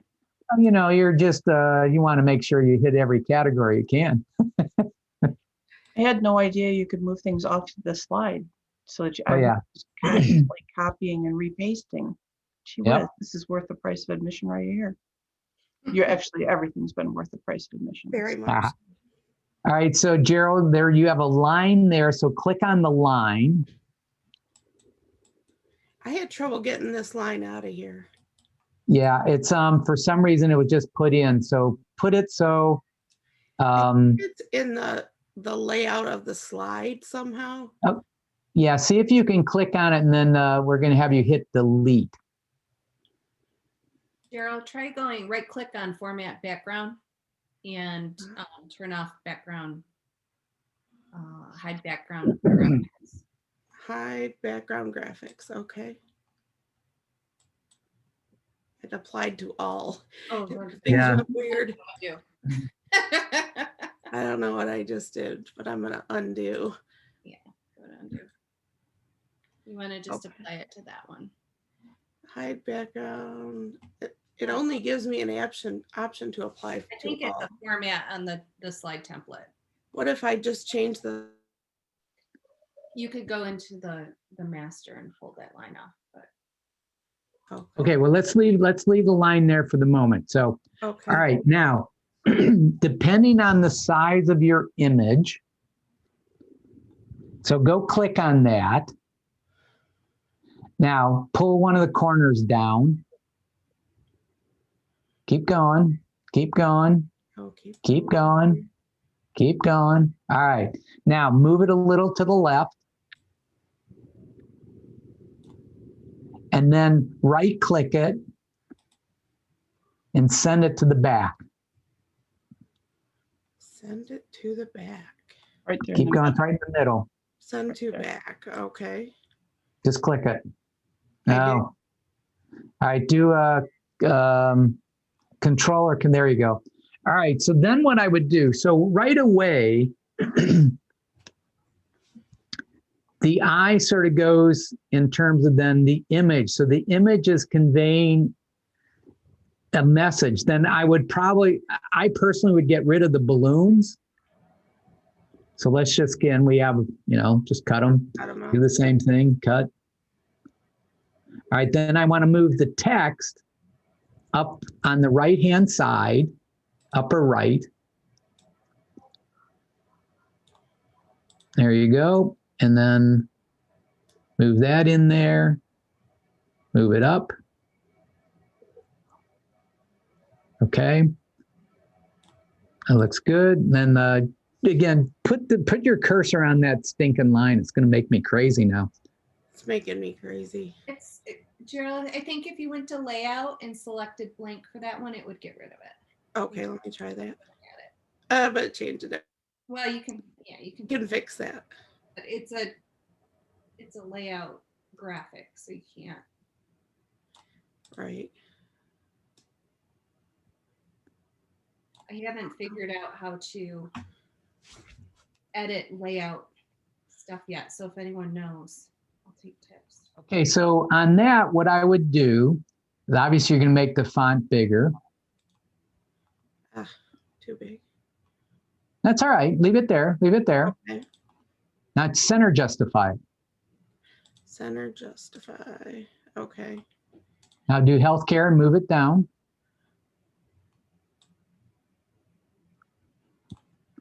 I would center justify that also. Ah, Oh, That's all right. And then you move it because the box is so big. yeah. So you can shrink. I need to shrink the box. Well, no. So now there you go. There you go. Yep. Bring it down a little bit. Give it some breathing room. Keep going down even more. Okay. Come on. See, that's why, again, I'm a big fan of Keynote versus PowerPoint. I hate Keynote or PowerPoint's little boxes. Bring down Celebrate ADA 30. All right, now keep that highlighted. So no, go back and highlight it. Okay. Now shadow it. Shadow. Do I highlight the words, the letters? Don't have to. Don't have to. If they do the whole box, it does it at once. But Where do I do that at? all right, so now I have to always remember on PowerPoint. I don't. Oh, here. Yep, there you go. So go back up to shadow. Okay. Now go to the right, Okay. then pick one of those. Go outer. Do one of the outer ones. That one. Okay. Click. Got it. I don't know if that shadow. Did that shadow it to people? Did that look like? Yeah. Yeah, I think it is. I And then think- do that. Click on healthcare accessibility. Okay. Oh, never did this before. Cool. Oh yeah, that looks better. Yeah. Now go over to the right, left-hand side and start bringing in those pictograms and stick them at the very bottom.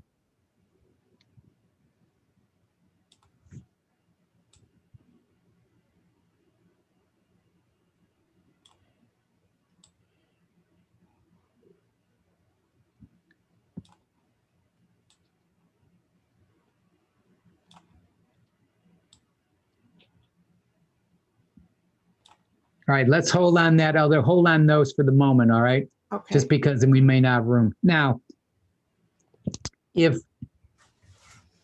so I might move those pictograms up a little bit to line up with the bottom of the picture if I were going to tweak it. But now, everybody look at this, or go ahead and hit play from this slide.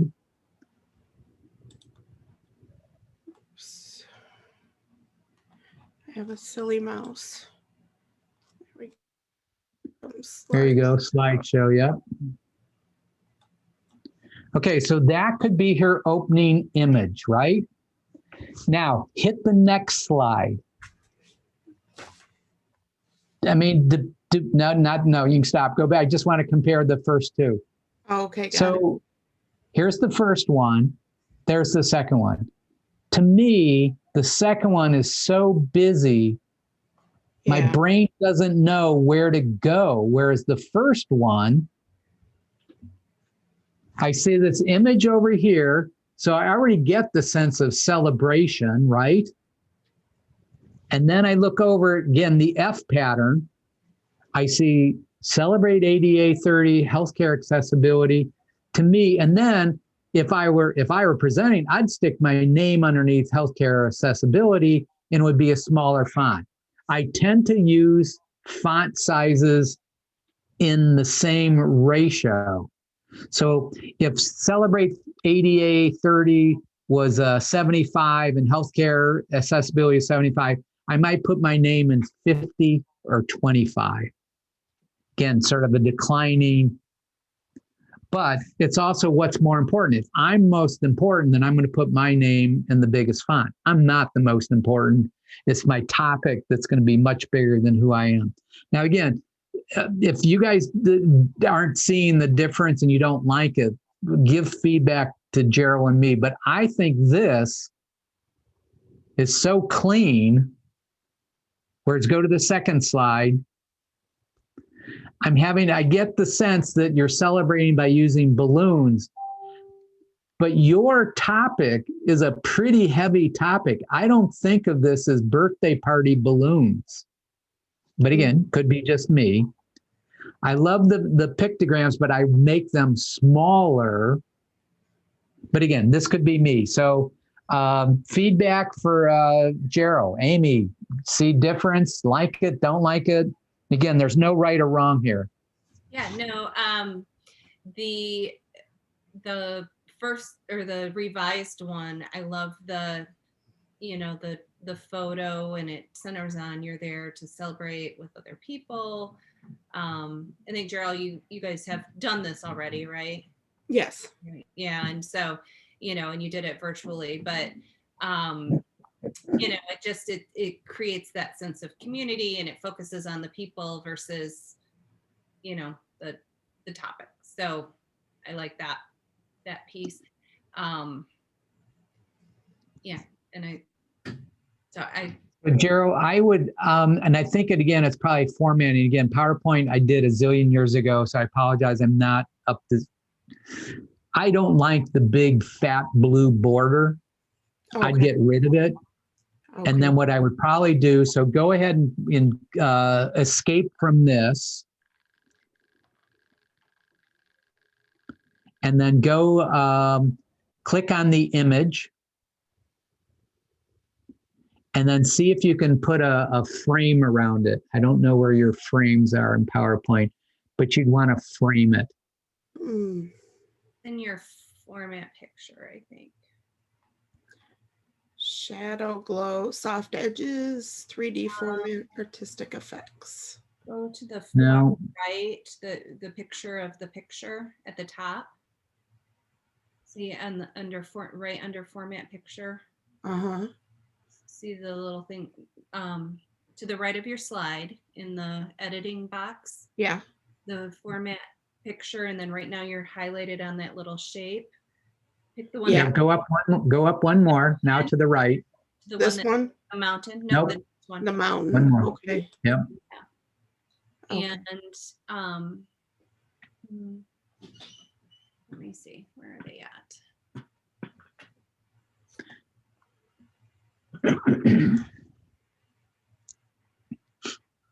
You know, another thing on PowerPoint that they do now is,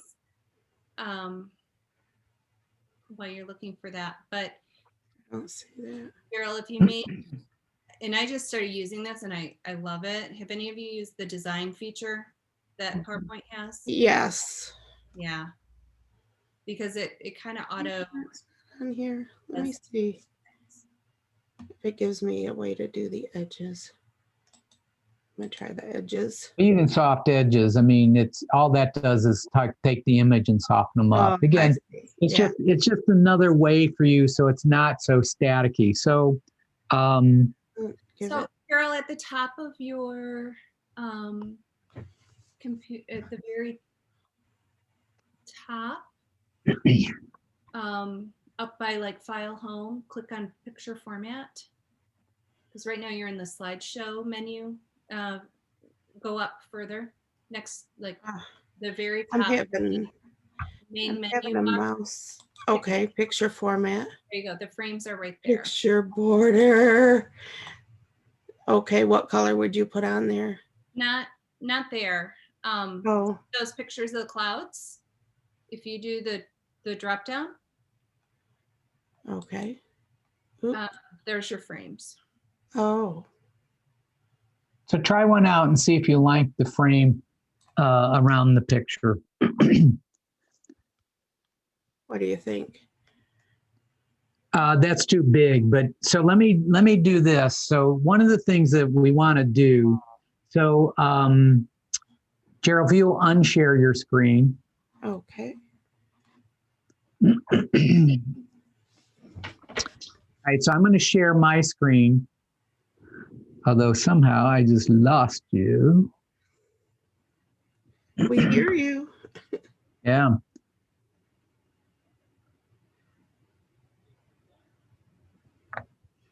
All right, so I'm gonna undo the cursor. So I basically through here, this is the image that I've actually bled off the screen, okay? You can go to Unsplash,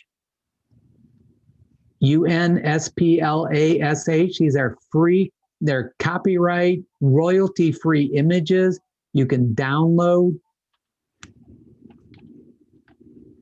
Pixabay, Pixabay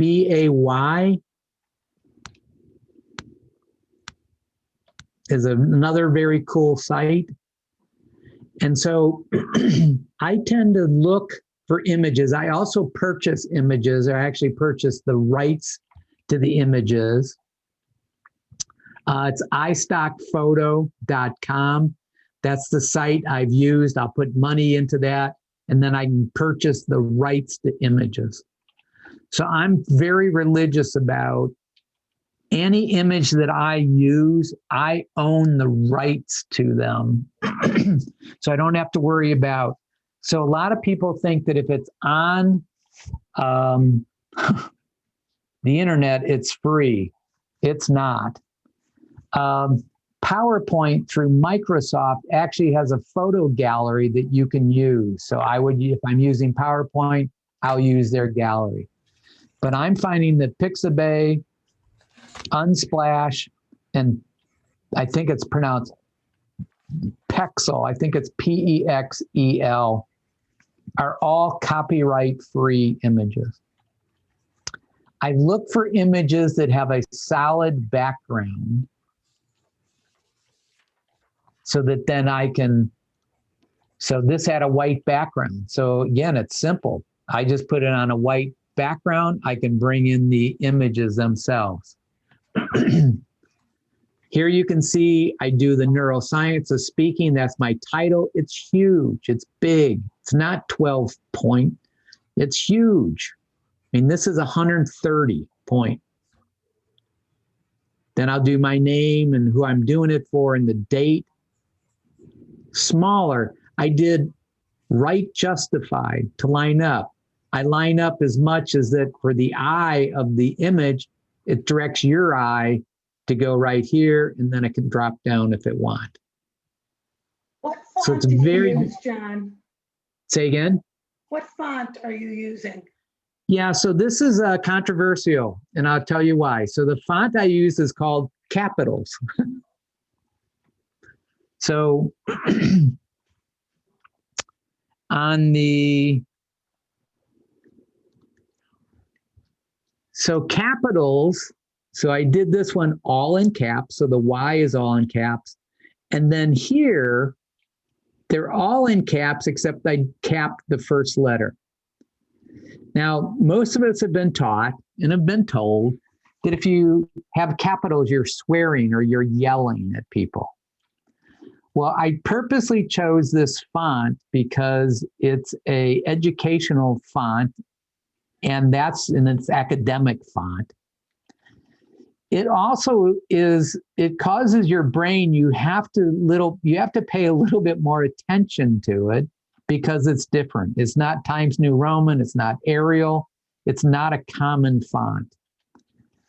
Now, I've noticed, because I've asked for feedback, it's a little bit harder to read on Zoom than it is when it's projecting. So I'm going to start searching for another font that's going to be unique to me. So I've only encountered one other person in all the audiences I've spoken to that use capitals, and I don't think they use them frequently.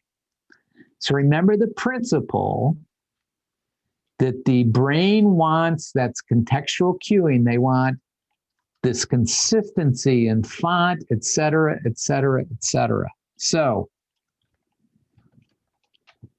you'll see that the BBs are one size, the brain basics is the explanation. So I don't make the explanation the same as the BBs.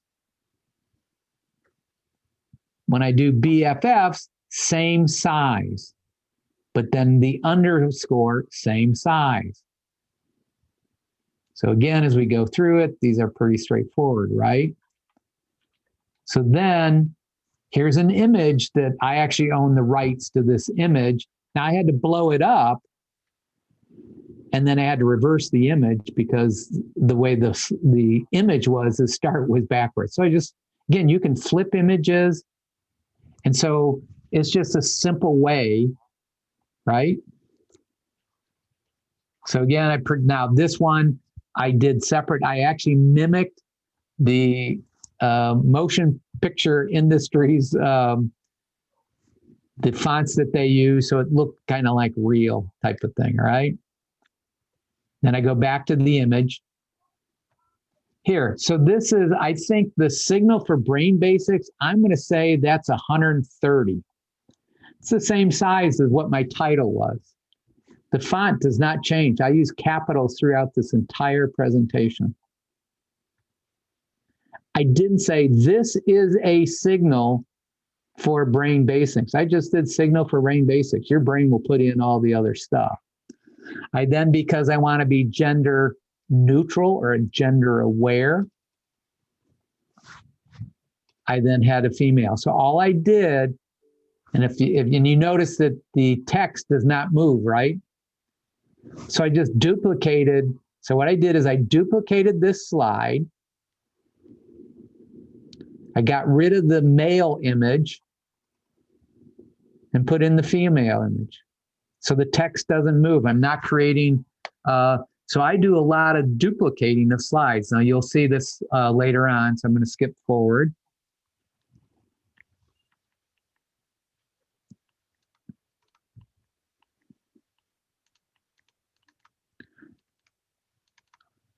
Okay, so these then are, same font. So what I did is I sampled the color of that brain and used that color. I could have used blue, but then I'd probably be minimizing my focus, which was the brain. So I did red to red. Make sense? So again, factor crap comes in. These are all the same, right? Sorry, you got a whole bunch of facts and craps. But again, I'm putting those in there throughout. So then I added then these arrows, put this text in, kept this same color as the brain. Does that make sense? All right, so I'm going to try something. I think, though, I'm going to lose this. So if I escape from this, yes, unfortunately I do. All right, so all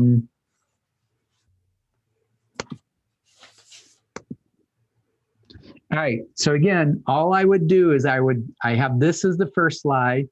So Nancy? Yes, I just have a question. What is the name of the font? Did you say education? No, the name of my font is called Capitals. The font is called Capitals, and it's all capital letters. Okay. So what I would do is I would do some research. So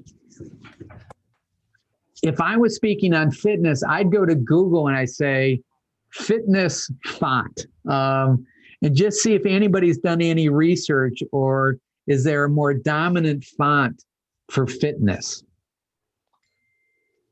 Is there one for leadership? Leadership probably should be crisp and you don't want to use chalk duster, because that's associated with kindergarten using. So you would never, Amy would never use that if she was talking about leadership, because it'd be like, why are you giving me a kid's font when I'm a CEO or I'm in the C-suite? And you'd never do that, or at least I wouldn't. Now, here's where the controversy comes for me with the capitals font. I know they're all capitals, and for some of you, it may be like jarring to your brain. But the research shows that if I make you think about you have to sort of redo stuff font-wise, there's actually increased learning. I don't know how many slides I could do where maybe I was using Bizarro fonts. This is not a Bizarro one, but I do know that for some people, it's not quite as elegant in Zoom. So like I said, I'll go now research some more fonts that I don't want to be, and again, it's just a personal choice. I don't want to be Times New Roman Arial, because everybody is using Arial or Times New Roman. Now, you could make the argument that Times New Roman sans serif is what most of the publishing houses do in terms of their books. It's easy. It's probably easy cognitive load, but it also makes me look like everybody else. I personally don't want to look like anybody else. So again, it was a personal choice. So I make it. So again, another suggestion, go research fonts. There's also what they call complementary fonts. There are families of fonts that maybe if you wanted to say, all right, my heading will be of this font, and then the body or text underneath will be a different font, but they're complementary. Then you just have to make sure you're consistent. So your headline, if you will, has to be one font, then the body would be another font. It's a little bit too much work for me because I'm continuously to tinker with slides. So I was up this morning tinkering even with this slide deck. And so it's like, it's too much for me then. It's like, oh, wait a minute, is this a body or is this a headline type of thing? Do you keep the colors of the text consistent throughout, or you change them depending on your slide? Yeah, so like, for example, on this slide, I sampled then some of the brain areas, and I actually pulled probably more from here into this because I couldn't get a sparkly color. So you can see my cursor, yes? So I just sampled and then pulled this in. Again, probably a little bit easier on the brain. Now, to make the next slide, I duplicate this slide and then just put in the different text. So it looks like I'm actually animating the text. Actually, these are different slides. Now, I could build the animation, but it's way more work versus duplicate and then just put in the different information underneath. So nothing moves except the text. That make sense? Again, just duplicate it, then build, put in your text. And I did overlays, like I said, I did this. Now, what I'll probably do in the future, I'll probably make these lines a little bit thinner, because if I'm talking about these are high fidelity, these are a little bit less fidelity because it's internal. So again, it's pretty straightforward. Does that make sense? All right, anybody else want to try a slide deck? We'll just do a quick tinker with it. I have a question on how to handle something. So I want to. Sure. Okay, so share.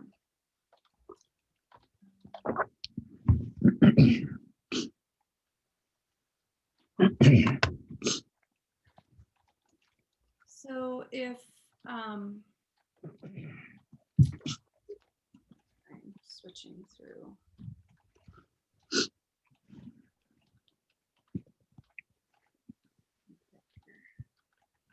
Oops. Okay, so if you have kind of like a series of things where you're gonna step through them, or you want to show it in one place or another thing I've done, and this is maybe something that would also be on a handout, but you're showing it on screen and referring to a handout. How do you just recommend avoiding it, or how would you? So make that one smaller. Let me see the actual slide that you have behind it, if you would. What do you mean? So you had actually had the one with all the colors, the Yeah, there's this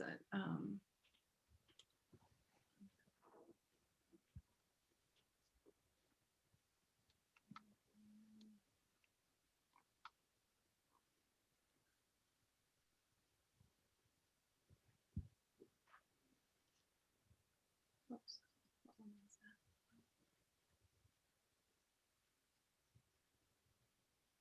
This one. there. Okay. So here's my first gut reaction to it. So let's go ahead and make a duplicate of that slide. Okay. Sorry, I'm struggling. That's all right. It's called performance anxiety.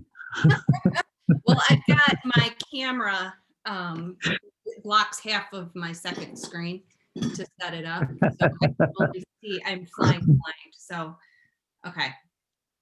Okay, so when I look at this slide, and again, people dump in, I'm not the end all be all, but my brain and I don't know where to go. So if I'm following the F pattern, I go down, and then it's like, and then I go to the right and I see skill of an employee.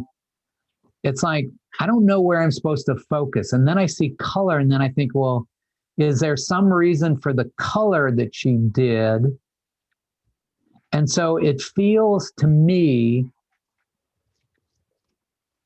I don't know what you want me to focus on. Remember, we're trying to go for elegant.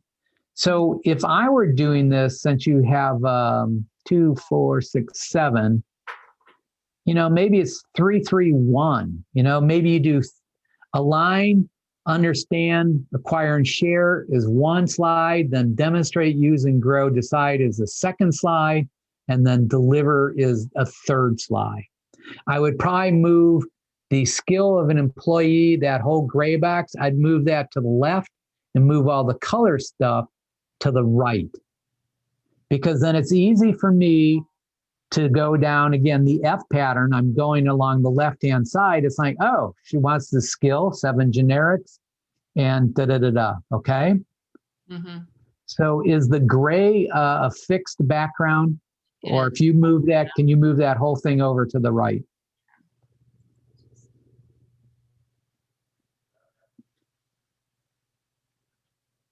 It's a, I'm sorry, move it to the left. I mean, can you move that whole gray box over to the left with text? it was an auto format. So, Okay, so yes. All right, keep moving it to the left. More. We're going to take it right up to the edge. Then can you move all the pretty stuff, the colored stuff to the right? Perfect. All right. Now, center that box. Do a center justify. No, move it to the left. You can move it right up there, the box. Good. So line it up there. Click center justify up above.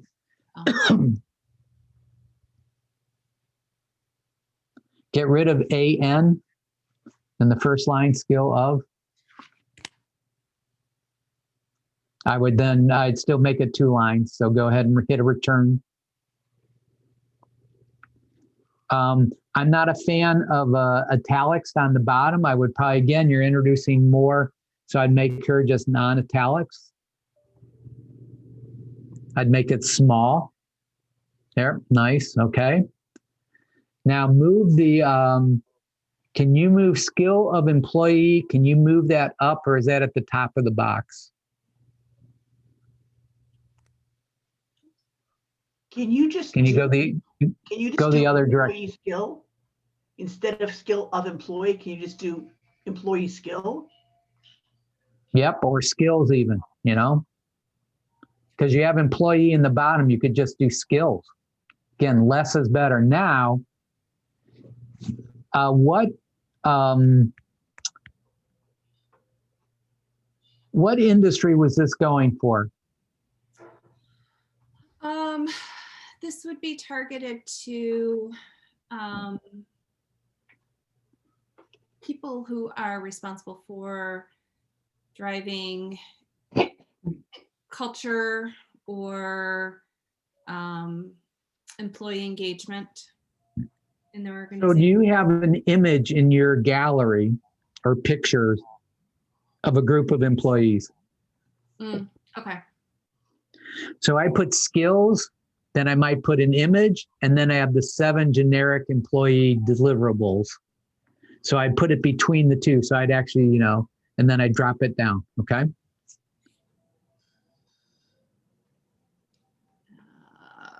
Okay. And then what I might do, because it's so hard to read the size of the font for the align, understand, etc., I would probably, like I said, I would break it into slides.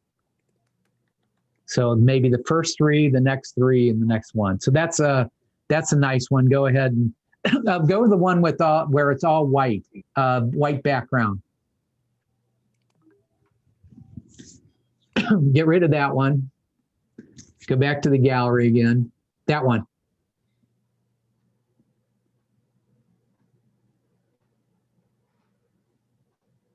Okay, send that to the back. Okay, okay, that's fine. And then move your deliverables and the employee deliverables down.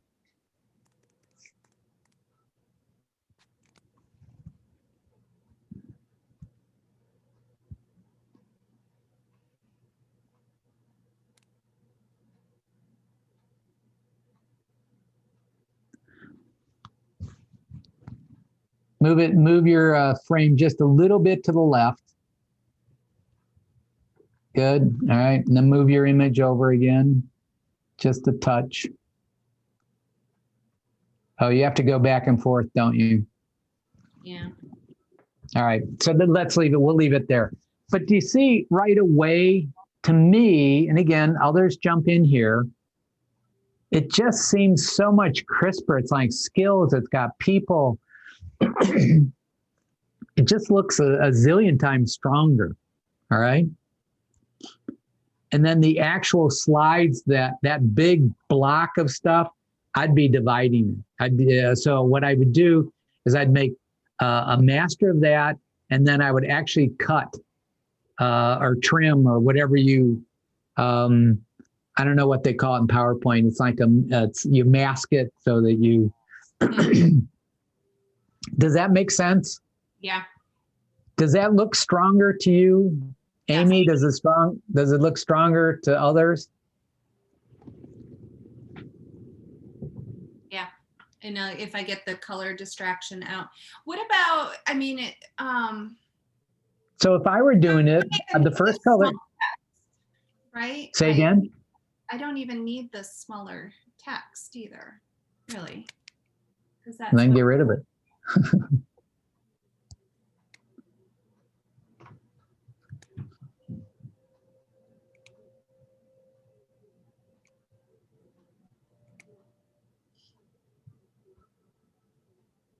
And then blow up a line, understand, make that as big as you possibly can. And then, so again, if it were me, I'm doing 3-3-1. So it'd be the align, understand. Now, here's the thing that, again, I'd quibble. It's like, well, you have one verb. Oh, third one has 2 verbs. Fifth one has 2 verbs. It's like, you only told me 7. That's actually 9, you know? Now, if you want to do, I don't know. But again, do you see how you could literally then make that center justify that box?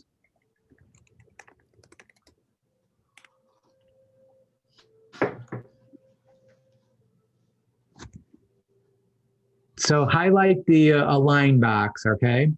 Center justify it. Now blow it up. Yep.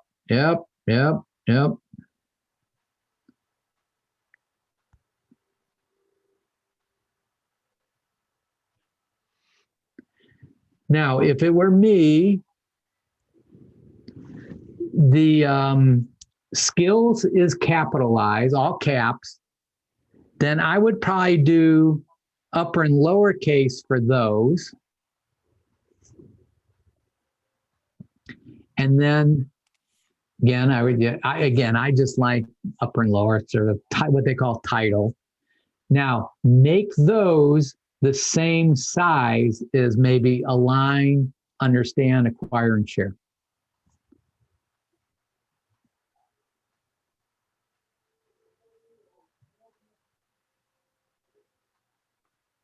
Now move your box, make your box bigger, and then it'll fit. And I know you got to move the picture, that's fine.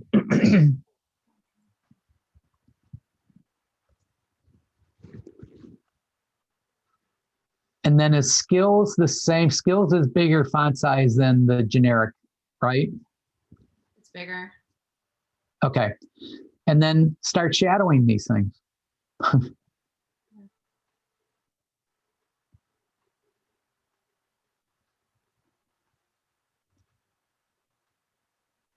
Do you shadow all of it or just the title pieces? I shadow all my text. But again, you can do whatever you want, just be consistent. And so I like shadow. Now, I also like to have the shadow go at a 325-degree angle, because that's where the sun typically hits us on an angle. We wouldn't want a shadow straight up or straight down. I personally like 325. But again, you're starting to see I'm pretty deliberate in my design. But for PowerPoint Keynote, once you set the PowerPoint less so, but Keynote, once I set, so I have the offset is 6, blur is 6, opacity is 75, and angle is 325. Once I set that, it's the same anytime I then shadow any of my text. So it's again, that consistency. You had shadow 325, and what were the other ones? I do 6, 6, and opacity, I do 75. But again, play around with it, see what works for you. So Amy, can you shadow those folks?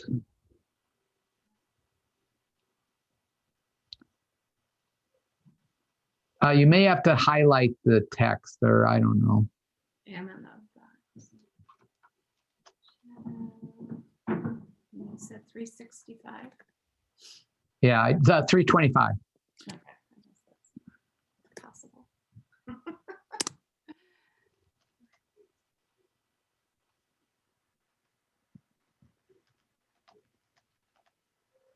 Yeah, do you see how, immediately, look at that. That's starting to be quite elegant. And then I do skills. Go ahead. I just wanted to know what font Amy was using. What is your font, Amy? Gil Sans. Oh, Gil Sans. So again, pick the font that reflects what you're doing. And some of it may be, and I'm okay with this, you just like it. I like capitals.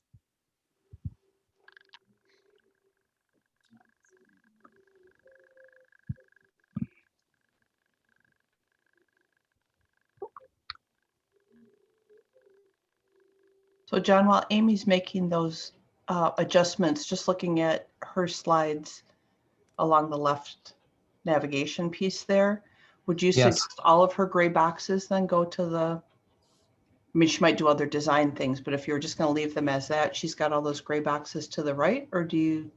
No, I'd move them all to the left. You do all them left.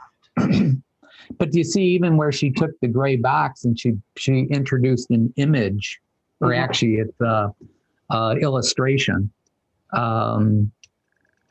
Illustration meaning it's not a picture. Where that's a pretty cool image, you know? Mm-hmm. But in that last one with the question mark image, the image is on the left and the text is on the right. So is that what you would do? Yes. You wouldn't move that one to the left. Probably not. But again, and Amy, I say this just in terms of, I'm trying to figure out what my brain process. So I have your name of the company up there. And I don't need to know your name of your company on every single slide. In fact, after a while, it'd probably be irritating. And it's starting to take real estate. Yeah. I'm not sure if I like the conversation boxes in the lower right. So this was built for a webinar that was a pure broadcast. And my only way to converse with people was through the chat function. So that was my trigger to. Got it. Got it. Okay. Yeah, from a design perspective. So the other thing I would do, so is that image scalable? Can we change the size of that one? Amy? Yeah. Well, let's make a duplicate of it.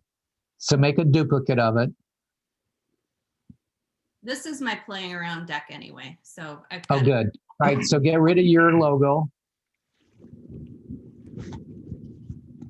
right. Take this image now. Can you cut it or clip it so that we trim off the sides?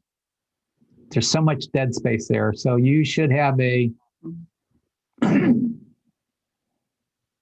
so I moved that in from the left, a little bit more on the right, more. Okay, good. All right. Then click done, click off of it. All right. Now, since that's gray, she could make the background all gray if she wanted to, but the problem is it's a it's got different gray levels. So what I would probably do is I would then put a frame around that. So there she's in the picture frames. You can choose one, 2 black, overwhelming the picture. Go again, sample maybe one of the colors in the books, like the red one at the top there might be a possibility.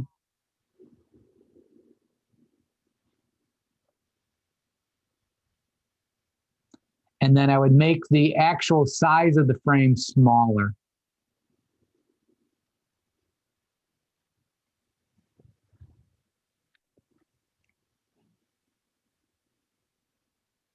Oops, I went back to black.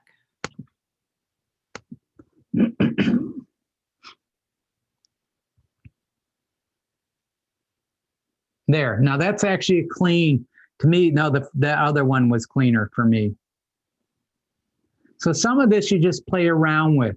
And then I would probably take the text and get rid of the gray box behind it. I'd make your text, so get rid of the gray box if you can behind it. Why don't you make your whole frame a little smaller so everybody can see the whole slide?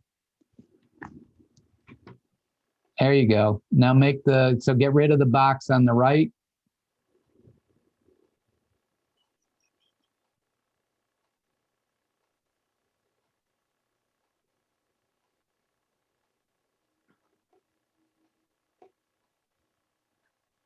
And then I'd center justify those.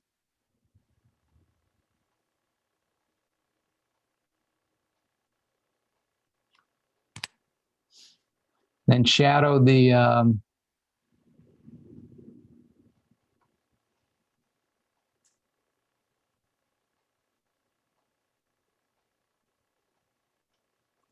so part of this is learning your tool, which is PowerPoint or Keynote. And you realize there's so much power that we're not even close to. Now move that whole thing in or toward the left, toward the picture. And then I'd actually make the fonts bigger until your box, theoretically, your box should be as big as the image.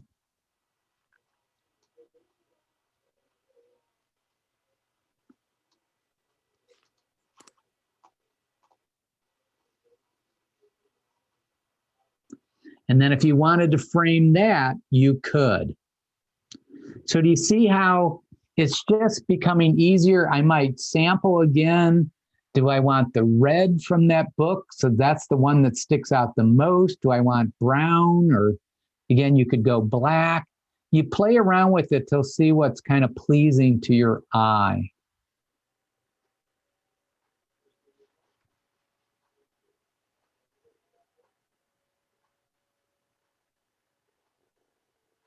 Little light.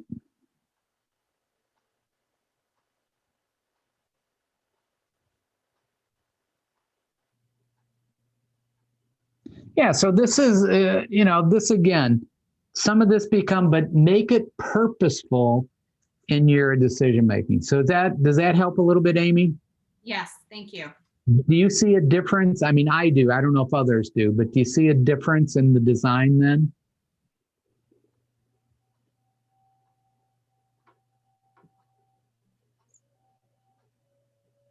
Now on that slide, you would keep her words over on the right? The second slide, you mean? Yes. This is what this is the slide I would go with.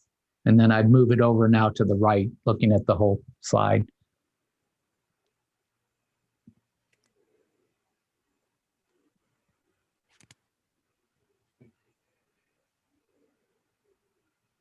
Yeah, nice. So that to me feels like it's very friendly. I see pictures of the book. I get some idea. Again, I don't know if the image relates so much to the question, because when I think books, I think knowledge, I think, so how many words? Then I'd want a picture probably of a dictionary. I'm trying to fit the image to the question, let's say. Or again, employeeship, I might be having then a bunch of people rather than books. I don't know. So that's just how my little brain works. All right, thank you for sharing that. Why don't you unshare there? And I want to show you one thing. So again, simple in terms of then on this one, this is a frame that I wanted to enclose the image. Most people don't have the frame around it. And yet, because I couldn't find an image that would be in a white background, then I framed it. But I purposely chose this kind of different type frame, because later on, I had where I remember the equations, it was not a straight line that separated equations. It was kind of this chalky line. And so I wanted something that went similar to this frame here. That makes sense? It does. I have a question, John. Sure. I was trained not to have a white background because when you are not on Zoom necessarily, but if you were in a room of people, you've got 500 people in a room and you've got a white background, it'll be very hard to see. And therefore you should have a dark background so that they can keep the lights on if possible. Yeah, so what I experimented with is that this is a white background, but I have enough text or images on it that it's not a pure white background. And so if I'm doing everything for the most part in white, okay, and I would look at maybe. Have you used it in a room of 200 to 400 people? Oh yeah, use it in a room of 1,000 and it's no problem. But they can see it. But remember, look at the size of the images that I blew up here, and then how big this is. So this is a little bit different where even this slide gives enough contrast. Now I was playing around with red, green, and blue. These are the three primary colors. So I was trying to see, so anytime you saw reflex, you saw red. Everything was in red, text-wise. Habits were all green and goals were all blue. Not sure I'm going to stay with that. But again, it was a conscious thought because I tried to do cognitive ease. Anytime you saw red, it was going to be reflex. Green was going to be habit. Blue is going to be goals. Don't know if that works yet. I'm playing around with it. So again, yeah, because John, I was also taught as a facilitator never to use red for text, even on a flip chart, because it cannot be seen. So red has a high color blindness. Our culture has a high color blindness on red.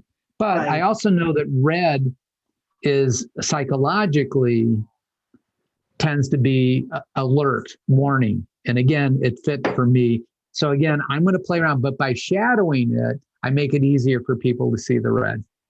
If I didn't shadow it, I would have to worry about color blindness. So again, I'm going to play around with, I could have very easily have just sampled the black here and done this, or maybe a lighter gray, but gray is hard to see. Right. So again, I think the main point is to be aware of it. There is color blindness, as Marilyn says, and so be careful of that. But some of it too is, as I know, I'm busting some of the myths out there. And so it's like, all right, if I am busting them up, I want to go against convention a little bit. So I have used red, I have used capitals, but again, I would say it's a conscious conscious thought on my part. And I think that to me is more important than anything, is that there's some rhyme or reason for why I did this. And so that's basically what I tried to do. So let me open it up for questions in terms of, what people are thinking so far, if you think I'm crazy or, so let me go here. So it's time for you to pick my brain in the few minutes that we have left. Questions, comments, thoughts, reactions. That's me, by the way, in case you guys weren't sure, that's me. That's me. So, here, here, that's, that's me. That's me. So questions, thoughts, ideas. I have a question in regard to when you put together a presentation. I work with people that have disabilities. So sometimes I'm speaking to medical professionals and sometimes I'm speaking to people that have low vision or other issues. What consideration do you give to, adding captioning or adding the right contrast in your slides for people to visually see, or the size of the font and that type of thing? Also, I might also add, they always say less words is more, but sometimes people that are visually watching it later need all those words to capture what was on there. So I always struggle with how far to go.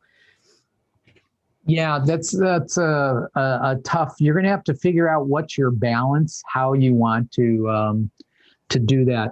So I suppose you could do a version of closed captioning, but I think that's going to be difficult. So if you close caption every slide and then you didn't actually say it. So I've seen a couple of Netflixes where they're translating in the language that doesn't, they're leaving out words, and then my brain's going, why'd they leave that word out? That was a good word. Why'd they leave, so now I'm not paying attention. Right. So I don't know how you would close caption. You would probably then do something, I would say, in notes. You could say that if you're going to watch this again, there's notes that go with it, and then maybe give them some of the notes. I'm very cognizant that if I'm going to ask somebody to do something in the chat box, I give lots of options. So you could type in factor crap. You could have done just F or C. You could have raised one finger or two fingers. Again, I'm trying to make sure I'm more sensitive to if someone has a disability, that I'm making sure I'm including them. I've also then done a search of Unsplash, Pixabay, Pixel, and basically I'm gathering images that would also include. So I try to make sure that we had men, women, minority, non-minority, older, younger in this deck. And now I'm trying to add in, I'm going to call them disability slides, or people that have disabilities that I have the images for. When I tried it the first time, it was so jarring that it looked like it was gratuitous. And I don't want it to be gratuitous versus that it fits in. So it's a little bit hard because I'm also talking about neurotypical brains. I'm not talking about, so my area, if we were to talk about if you had a non-neurotypical brain, as Marge will know, that's going to take me way, way off topic. Right. And so I can't then say, so I'm trying to say, here are things that I can reveal for speakers or presenters. And that's what I'm trying to do. So yes, it's a fine line that you're walking. Give people options, give them choices. This is recorded, so you could listen to it later on. Or if you need it transcribed, then it could be transcribed later. So as many options. So you're in a very challenging niche, if you will, to do that. So I applaud your efforts to give them lots of choices. So thank you. All right.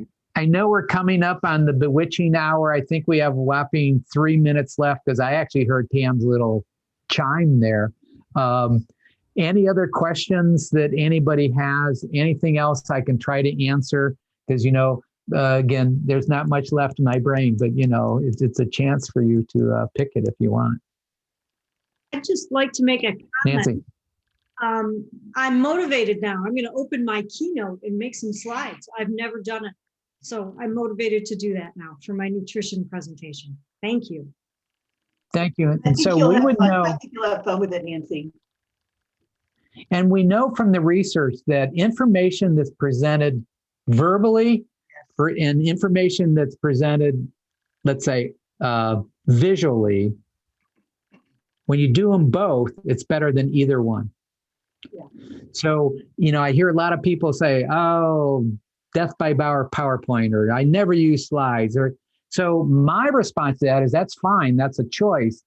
You're also then wasting brain real estate.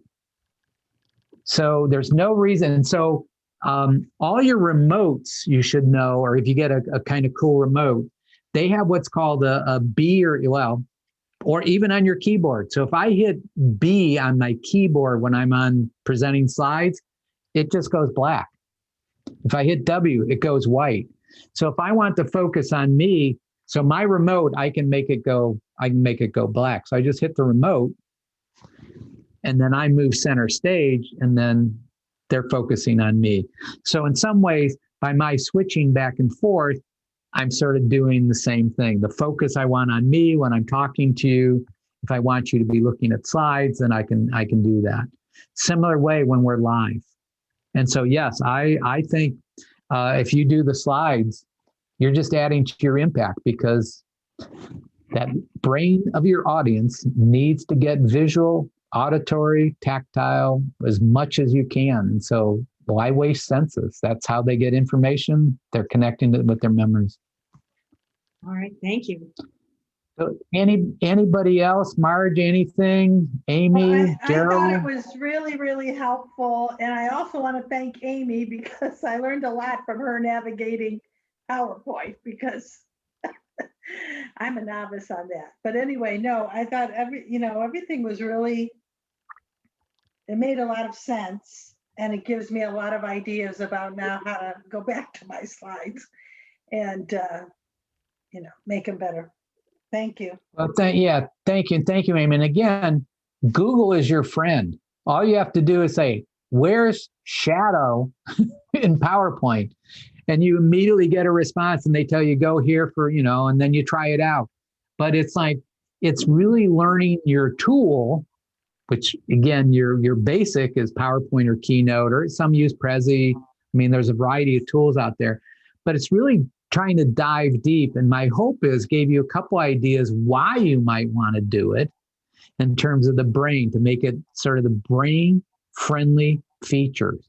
Because your goal ultimately is to move your audiences to some type of action or to make a decision. And the more you can sort of make it what I consider brain friendly, I think you have a much higher probability of doing that. So with that, I'm going to shut up and turn it back to Pam and Marilyn. Well, there's no shut up as far as I'm concerned, because it's constant brilliance coming out of you, John. So Oh, you're too kind. but it's all true. So what we are doing, because we're on Zoom for the Academy here, at least in the first quarter and probably beyond, our February session was usually a little bit longer than a half day. And so we're coming back on February 20th. So next week is the regular chapter meeting. So if you remember, you're still getting member prices for those. So chapter meeting next week. And then on the 13th, and the following week is February 20th.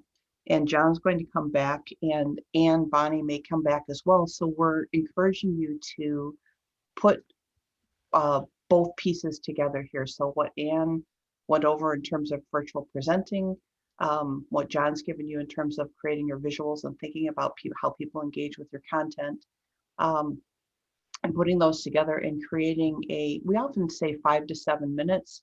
Since there's only a few of us, if you go a couple minutes more, if you think we'll find a natural place to cut you off. But 5 to 7, 7 to 9, somewhere in there, piece of your presentation. And it gives us everybody a chance to practice being on camera, looking at the camera as opposed, I mean, I'm so in tune to wanting to look at faces because that's how you engage.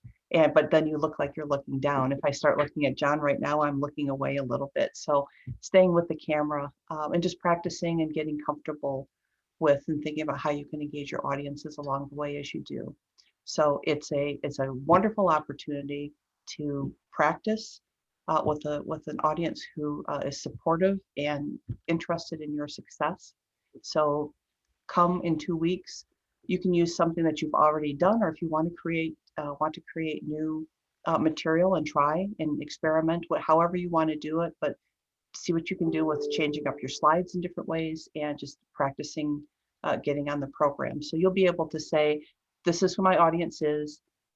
This is where I'm starting, whether you're starting from the beginning of your talk or like, this is after we've done this. This is an hour or so into my talk and I'm going into this piece. So you'll set it up for us and then do some pieces and you'll get some feedback and a little bit of coaching from John. And if Ann can join us as well, we'll have her do that as well.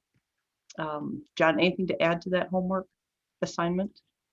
No, what might be kind of fun if you wanted to, for maybe the first, I don't know, 3 or 4 slides, kind of show what was the old way and then kind of the new one. Or maybe you run 3 slides in a row, kind of the old way, and then give me the 3 new slides, taking into some of what you saw today, what you picked up today. It might be fun to then we have a sense for what you've done and why you've done it. Key thing for me though, be purposeful in your choices. If you let PowerPoint, which it will, I don't know if Gil Sans or Helvetica, I think for Keynote, Helvetica is a default. Well, then you default. But then so is every other person that's used Keynote or PowerPoint.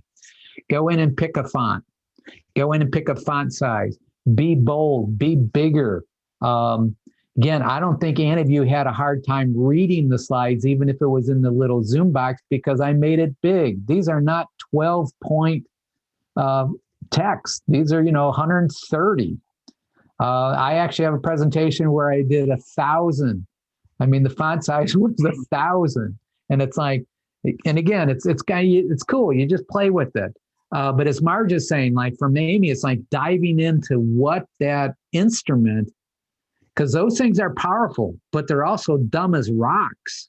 And they default to some of the dumbest stuff versus where is shadow? How do you shadow? What size do you have? Where do you put the images? Where do you put the text? So it's kind of cool stuff. Excellent. Well, and that's a great idea. It's kind of like those makeover shows, right? We always want to see the before and the after. So that's really good.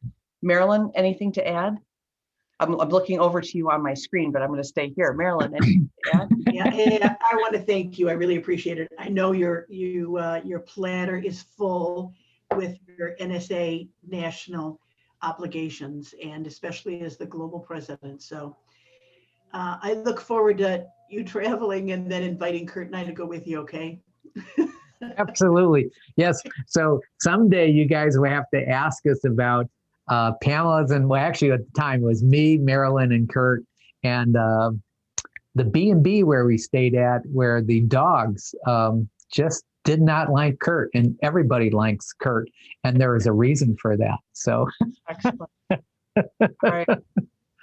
Sounds good. That's a story for next time, perhaps. So with that, any questions from any of you on the homework assignment? We're all good? Good. Okay. So have fun with it. Thank you, John. Have fun with it. And you guys. I'm going to ask John if you can stay on for just a moment. Okay. As everybody signs off, and I'm going to stop the recording here. So good luck. Have fun. Remember the chapter meetings next week. And we'll see you soon. Thank you. All right. Bye-bye. Thanks all. Loved working with you. Thank you. Thank you, John. John. Yeah, thank